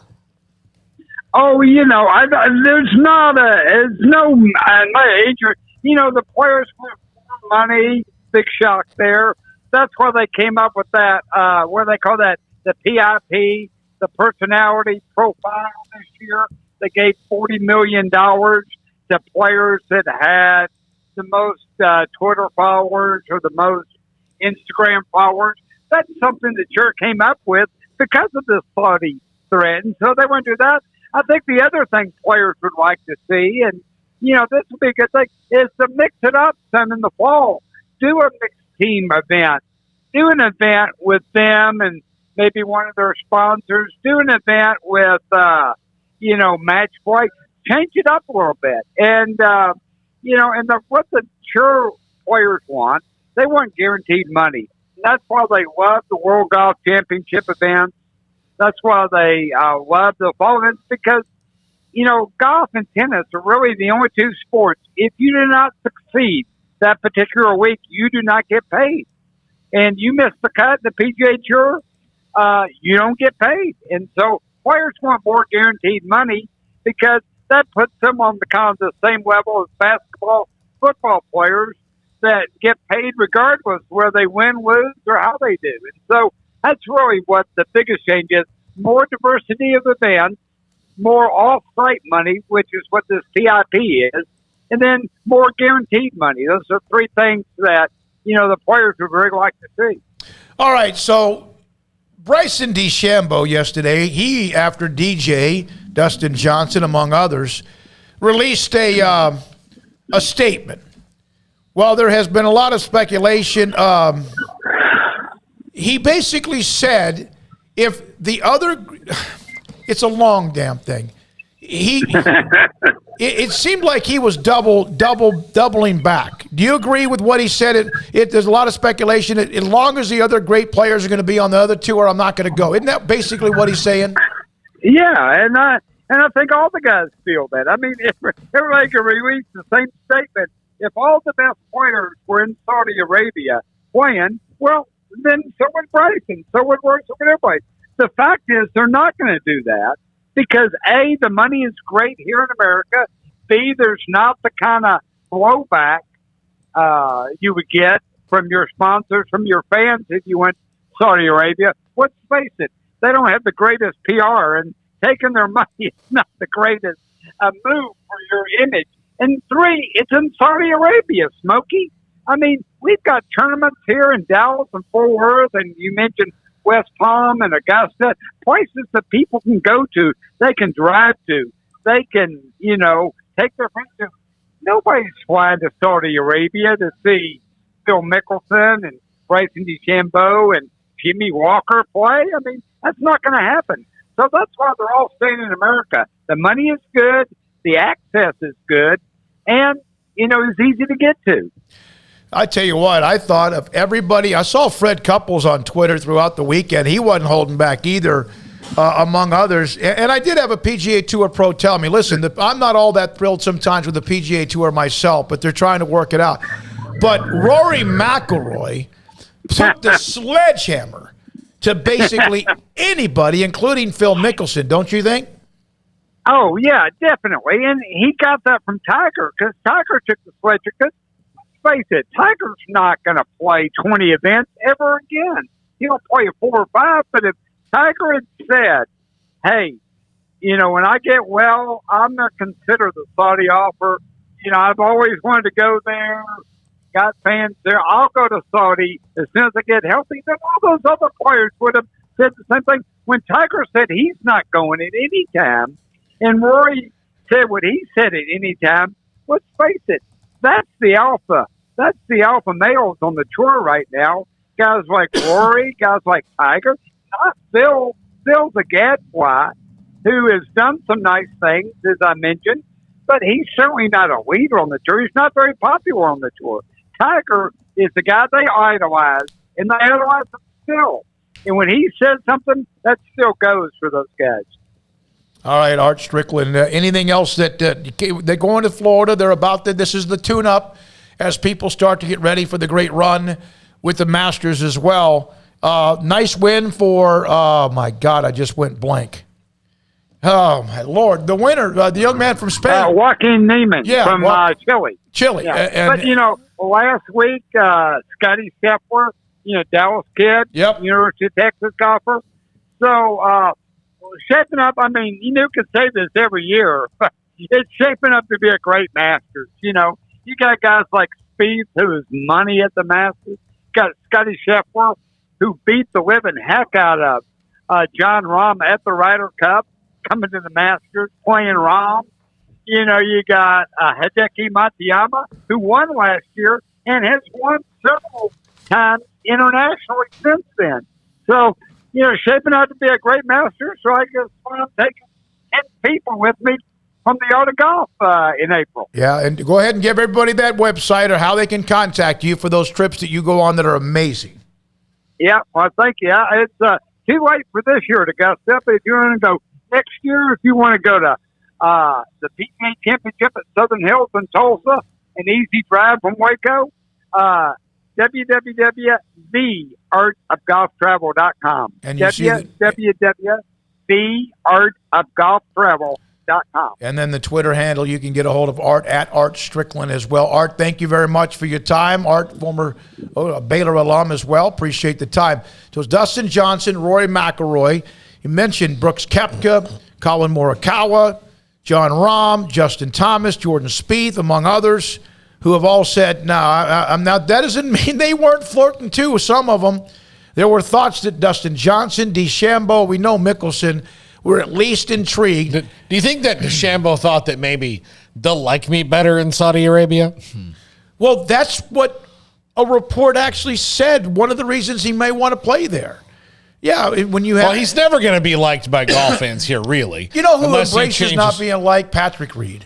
He just said, "The hell with it. People don't like me. I'm just going to go win tournaments on occasion." Yeah, They've or accused there's him of nothing. cheating. There's, when you refuse to alter your behavior, you can call it not caring, or you could just call it, Well, I give credit to the guys who decided that it wasn't all about money. I mean, look, they're still millionaires, so it's not like pretend like they're, paupers who are turning down millions of dollars and would become rich. I mean, they're still rich regardless. It's just, are they filthy rich? Because that's basically what Saudi Arabia would provide. And I told the story about, the WWE and how they started running events in Saudi Arabia a couple years back, and now they went from running one, which was like a really big deal when they first began it, to now running a couple a year there. And why? Hundreds of millions of dollars go their way because of those Saudi Arabia deals, despite any backlash they get because of human rights issues or the fact that when their women wrestlers go to the country, originally they weren't even allowed to perform. And then when they were finally allowed to perform, of course, they had to be covered head to toe. Yep. And, so they had adhered to that. But, I mean, they basically did. They said, human rights, and, whatever else people complain about when it comes to Saudi Arabia, we're going to make bunches of money. And so that's what they've done. And I figured there would probably be some PGA guys that would be tempted by that. Sure seems like there were, but they're mostly, it all appears to be staying under the PGA umbrella. I think, for the country, for the sport, it's probably the better thing, but it'll be very interesting to see how that continues to play out, especially with so much money involved. No question about it. And Paul has his top 5. A text I like, if you contact us on the text line, we can't read all of them, but when you do it on the weekend, I have a chance to I want to make sure I do this. This is a topic. This is not going to happen, but I want to read it because from the 361 in Corpus Christi, I love the fact that you cared enough to text us. We appreciate that. My college football playoff is as follows. It's simple. You rank all 10 conference champions, pick the top 8, make the tournament, independents left out. You want to get in a conference. That's a shot at Notre Dame. That's not going to happen. It's not going to be the top 10. The Power Fives will never let that happen. It's hard enough right now for them to include anybody in the group of 5 until Cincinnati finally just knocked the door down and said, we're in. Yeah, and I do think that while that would be nice that everybody's got a spot at the table, I mean, when you're getting down into the 9th and 10th best conferences, is there really a playoff team? No, there's absolutely not. I mean, there's really not. There's not a playoff type of team. You can make an argument that, there's an argument for Cincinnati just being inside the top 4. So if we're going to start getting into like the MAC, and champion automatic, like they're never going to do that. That's never going to happen. It's a nice idea though. I mean, I like hearing the different opinions that people have, and thank you for the feedback. And there's so many different scenarios that have been thrown out, but there's no way college officials would go for that, unfortunately. So again, the news on Juwan Howard, at least that's what we know of as of now. No, let's say he's suspended the rest of the regular season. No, yeah. I know. Is that Michigan released that. Yeah. And you wonder if Michigan and the Big Ten were in conference and, hey, you do you. And if we don't like it, then we'll do us. And now you'll wonder about Ducati, and also what may happen, if anything. Wisconsin might say, hey, we don't feel that way. And people will react to that just like they've kind of got, it's almost like these things become red states, blue states. You ever notice that? Diabate. Ducati's a luxury car. It's a nice tequila. So one of the things also by Michigan doing this, the Big Ten bylaws, actually the sportsmanship policy limited to suspending someone 2 games and up to $10,000 in a fine. So Michigan suspended Juwan Howard even beyond what the Big Ten bylaws were. I don't think there's any question he needed to be. Now, others, we can debate that, and we will forever. Now we'll see what happens along the way. Yeah, Ducati's a motorcycle. Let me correct myself. And Diabate, I do think he deserves at least a small suspension or, whatever that is. I don't really have a preference on 4 games, 5 games, 20 games, whatever. But he definitely got a little bit too involved and a little too proud to be involved there at the end for my tastes. And that goes for others as well. But he was the one that was like front and center, kind of barking, and so that was pretty clear to catch. Still don't know exactly who was involved in that skirmish in the background that you couldn't really tell what was going on. So I'm sure they'll get all the camera angles and figure it out. But I definitely think, more than just Juwan Howard needs to be punished for what happened. It's not the end of the world again. It wasn't a good look, though, and I'm glad that Michigan, they decided to go ahead and boom, we're going to go ahead and make a decision and roll with it. I've already seen some people complaining because, easy to do when there's only 4 or 5 games left in the regular season, but shoot, man, they could have done nothing. They could have just sat back and let other people decide for them, but they were proactive, and so I give them credit for that. And yeah, some people might think he should be fired. I think that's pretty ridiculous. I think if there's something else happens like that again, then yeah, you do have to go that route. And some may say, well, it's already happened once before. You should have gone that route this time. I don't know. I don't know about that. But yeah, he's going to be on a little bit of thin ice. Certainly, he's going to have to be aware of that and get better at his controlling of his temper.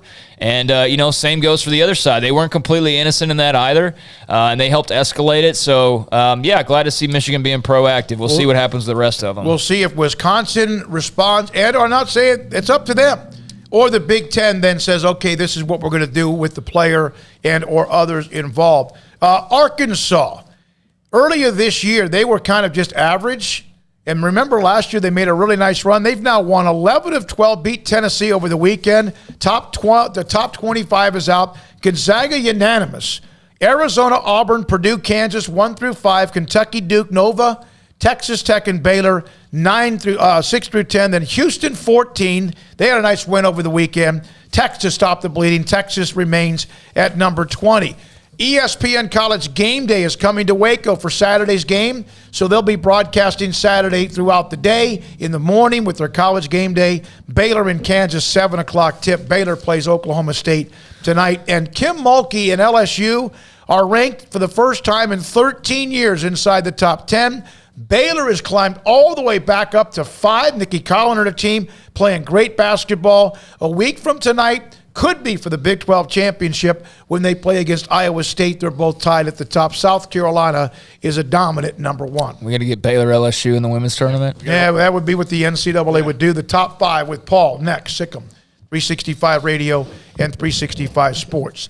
The next event for Discover Woodway is in May. Now, they might add a couple of things, but mother-daughter brunch. Remember, there was the father-daughter dance. Now there's the mother and daughter brunch. May 7th, for 11 until 1:30 at the Carling Bright Arboretum, the pavilion at the Arboretum. Registration continues, and that's coming up. You go to discoverwoodway.com for more information. That just sounds like a fantastic event. So you have the father-daughter dance, the mother-daughter brunch going on Discover Woodway. And, of course, as I've mentioned before, the Carling Bright Arboretum and the pavilion and all of that beautiful venue where you could host banquets, galas, weddings, rehearsal dinners, or just like business. Whatever you need, they have it, and they can seat up to 360. They'll allow an outside caterer if that's what you need, and that, of course, is available as well. Contact them, and for that mother-daughter brunch at discoverwoodway.com. From the first workout to the last practice, sports is an incredible challenge. Hi, this is Dan Ingham with the First National Bank of Central Texas, and we're proud to support each athlete, every parent, and our educators. From families, small businesses, to the biggest industry, we're here to help. With remarkable products like instant issue debit cards free at all of our banking centers, we've got banking ideas that fuel big dreams. The First National Bank of Central Texas. Familiar faces making local decisions. Member FDIC, Equal Housing Lender. It was broad daylight. I stepped into a gas station for 5 minutes to grab a snack, and just like that, my car was broken into. They made out like a bandit. My laptop, my phone, everything. I called my agent to see what could be done, and he restored my faith in humanity. My claim was processed so quickly, and I was able to recover my losses. Stop by and see our agents at one of our 3 McLennan County locations. Coverage and discounts are subject to qualifications and policy terms and may vary by situation. Did you know that 1 out of every 4 men have symptomatic low levels of testosterone and don't even know it? And if you think you're too young to worry about it, guess again. Low T levels can make you feel tired and grumpy, cause weight gain, and wreak havoc on your sexual desire and performance. Petty Clinic Low T can set up same-day blood screening and results, so if you're tired of being tired, I challenge you to man up and Google search Low T Waco or go online pettycliniclowt.com. It's a private clinic with an atmosphere catering to men. Affordable, only $150 a month. Includes lab work, office consultation, testosterone injections, follow-up visits compared to $395 a month in Dallas or Austin, and you don't have to fight the traffic. Petty Clinic Low T is board-certified physician consultations, will provide the best form of brand-strength testosterone available. Contact Petty Clinic Low T today. Just off Highway 84 on Old Hewitt Drive in Woodway, Petty Clinic Low T, helping men become the high-performance men they deserve to be. PettyClinicLowT.com or Google search Low T Waco. Baylor Scott and White Southwest Sports Medicine and Orthopedics, the team physicians for Baylor Athletics, diagnosing and treating all sports-related injuries, including concussions. These specialists also provide orthopedic services for athletes and non-athletes alike, whether it's knee or shoulder pain, hand or wrist injury, orthopedic spine care, and even an arthritis and total joint clinic. Trust the doctors Baylor Athletics trusts. Baylor Scott and White Southwest Sports Medicine and Orthopedics wants to get you back in the game. Y'all listen up. Let me tell you something about group meals from Rudy's Barbecue. It's got all you need for all the folks you gotta feed, smoked meat, sides, and more. There's everything down to the tablecloth, just like the one that you see at the store. At a bridal shower, it's better than flowers. And a long business meeting, it'll pass the hours. It'll feed all the cousins at a family function. It's better than potluck at a church luncheon. Next time you need to feed 10 or more, call and order a Rudy's group meal. Next in line. Riverbend Liquor and Wine, Lakeshore Drive at North 19th Street in Waco is a hidden gem. They've got a great selection of spirits, wine, and the most extensive selection of craft beer in Waco in their gorgeous walk-in fridge. And they have an amazing array of high-end bourbons like Pinhook, Weller, Buffalo Trace, Brush Creek, Hotel, Garrison Brothers, Thomas S. Moore, Hooten Young, and Bardstown. Great customer service and a convenient and speedy drive-through window. Riverbend Liquor and Wine. Find out more on Facebook and Instagram. Welcome back to Sikkim 365 Radio. This is Paul Catalina's Top 5 at 5:55, presented by Champion Salon and Barber. To book your appointment, go to championsalonandbarber.com. Top 5 coach versus coach clashes. We've done variations. I know who's before. number one. I'm not going to say it because this is yours, but I know who has to be one.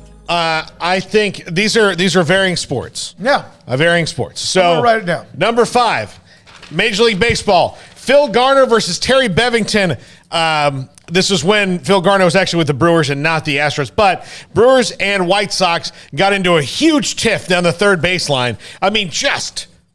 Kind of like this at each other. Yep. A little bit. And usually, you'll see managers yell at each other, but like actually swatting at each other, this one. And if you don't remember, Terry Bevington is the manager of the White Sox. Neither do most White Sox fans. So, or they choose not to when they wake up in the middle of the night screaming about his terrible tenure there. But yes, they had a very big kerfuffle on the third baseline. Isn't a kerfuffle like something you could eat? It sounds like mushrooms or something like that. I don't know. Yeah. Number 4, Smokey, you will remember this one well. Craig might. Kevin Gilbride versus Buddy Ryan. Yep. In the NFL, these were coaches on the same staff. Yep. They were both in the Oilers staff. Buddy Ryan was the defensive coordinator. I believe Kevin Gilbride was the offensive coordinator, yep. Or quarterbacks coach for the Oilers. And Buddy Ryan was none too happy that Kevin Gilbride's offense wasn't doing very well. And we've all known Buddy Ryan to be a very reasonable human being. Oh, yeah. And they got into it. They got really into it. And Buddy Ryan at this point is kind of an old guy, and Kevin Gilbride was a young guy. So I'll never forget this one. Buddy threw the punch, didn't he? Yeah. The Ryans are very even-keeled people. Yeah, I remember this clip, Buddy Ryan throwing that punch. I mean, when you've got fights between opposing coaches, that's one thing. When it's on your own sideline, that's a whole different ball game. That's a whole bad culture right in front of the entire world on display, showing that was with Buddy Ryan. Yeah, that was a bad look, very bad look. At number 3, the one we've talked about at length today, Juwan Howard versus Greg Gard. Look, let's just break it down and I'm trying to be as facetious as I can about this because it wasn't a funny situation, but Greg Gard is a guy who in no way, shape, or form should ever step to a guy like Juwan Howard. That was silly, but he still did. And while both of them are in the wrong, and Greg Gard should be suspended for at least 2 or 3 games if Juwan Howard got 5, this is pretty interesting that he at no point had any fear of this. I just Googled especially given what happened 2 or 3 weeks ago. Yeah. I mean, he probably didn't think, Howard was going to throw a slap punch or whatever, but and it wasn't even towards him, it was towards the assistant. Yeah. But yeah, I mean, he didn't back down, and I mean, you can see very clearly how it escalates there. I mean, Gard was not completely, I mean, look, there's Diabate, dude. He's just throwing punches like crazy. How is he? Exactly. And that was my problem, was that he was, when the camera pans, and it's unfortunate it just lands on him, but you see him throw 3 or 4 punches and connecting, and then begging for, he wants some more, like you said, and that was just an awful look. It's like he was looking for it. He was into it, but yeah, Greg Gard didn't back down. I'd be curious to know what the conversations have been like surrounding him and his people today, and curious where that goes. But yeah, I mean, he wasn't without total fault either. Yeah. Yep. Number 2. One of my favorite press conferences ever. Oh, I thought this would be one. John Chaney versus John Calipari. I'll kill you. Yeah. I'll kill you. Yeah. John Chaney just lost it. And, of course, didn't really get they were both restrained. But to happen at a press conference was very, very weird. Was it like 25 years ago? Oh, yeah, it's been a while. I mean, John Calipari was at UMass when it happened. John Marcus Camby on that. That's one of those, like, you think of like the old ESPN the way it was, and that's a clip that's like an all-time old ESPN clip is the John Chaney and Calipari dust up, Yeah. And John Calipari, the funny thing about him is, and Smokey and I have been in press conference with him, is you would never think, I mean, he can say some things that'll make you mad because he's got that air about him of like, but you would never, like, I'd never want to punch the guy for it. I'd just be like, this guy. Yeah. Oh, here we go. Yeah, okay, that's back somebody else named him number 2. Day. Yeah. 94. That's not something you see, ever, quite frankly, in a press conference setting. That would have been wild to have been in that room, but you see reporters jotting down notes like, oh, this is the good stuff right here. Yeah. In Juwan Howard with that Mark Turgeon thing, that was I'm going to kill your ass or whatever it was. And that, you just, man. Yeah. And number 1. Okay, hold on. Jeff Goodman, Wisconsin's Greg Gard will not be suspended. Oh, bad He luck. will be fined $10,000. No suspension or fine for assistant Joe Krabenhoft. 3 players will be suspended for 1 game. Diabate and Terrence Williams of Michigan and Jacoby Neath of Wisconsin. So Diabate, Terrence Williams of Michigan suspended a game. Jacoby Neath of Wisconsin a game. $10,000 fine for Greg Gard, but no suspension, and no suspension for the assistant coach either. Yeah, Kraberhoff, who's a former player who's kind of a roughhousing guy, he could have I don't know if he was trying to de-escalate it, but eventually because there was some mouthing going on and he touched one of the players, that created a little bit of what Juwan Howard did as well. Yeah, we got to go. Wisconsin's saying they'll abide by whatever the Big Ten does, but they're not going to do stuff on their own. Yeah, okay. Well, I just think that he should at least gotten a game. Yeah, I mean, he's got to roll and do, and start the fire himself. All right, number 1, Jim Donnan versus Phil Fulmer. This was a weird one. In the post-game handshake, I mean, it was in the post-game handshake. It got heated, and I can't remember who grabbed whom. If it was Fulmer or Donnan, these guys did not like each other at all. And it was a Georgia-Tennessee game. It was a tight game. And I can't even remember what the fight was over. I just remember that I had never seen anything like it, in that they went over to do the post-game handshake. Each has got their sheriff's guard there with them, and they're talking, and then all of a sudden they're wrestling. They're going at it. Yeah, that was a weird. They're too old. Yeah, didn't make sense. No. Didn't make sense. Both of them, how about that? I mean, Donnan eventually got caught up in that scheme. Isn't that right, Paul? Did he? I don't know if he served any the time. Didn't he get caught up in some sort of a Ponzi scheme or something? He got caught up in money. He was running one, And then Fulmer, of course, came back to be the AD at Tennessee. That didn't end very well as well. All right, good stuff. I thought Calipari Chaney might be one, but There's debatable. It's 5 pretty good ones right there. So to summarize, we got to go. Juwan Howard suspended rest of the regular season. Guard fined $10,000. Wisconsin's head coach. 3 players, 2 from Michigan, 1 from Wisconsin, have been suspended. How many games? 1. 1 game each. And we can debate that the rest of the night, and I'm sure Twitter will. For Paul Catalina, Craig Smoak, Emery Winter, Armstrong Sims, and Jack McKenzie, we appreciate it. Thank you for watching and listening to the chat room, the text line, phone calls, and our sponsors. Another day tomorrow at 3. Lovie Smith of the Houston Texans will join us, among others, including Mac Roach, Sikkim 365 Sports. Good night.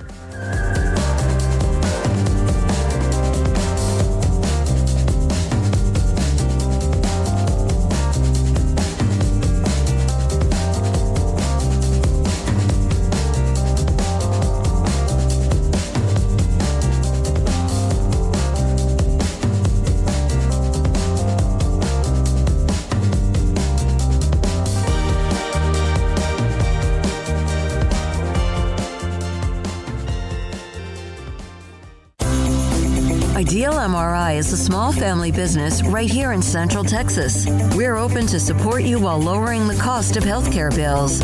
When you need an MRI, ask your doctor for an Ideal MRI. Visit us at idealmri.com or call us at 833-IDEAL-MRI.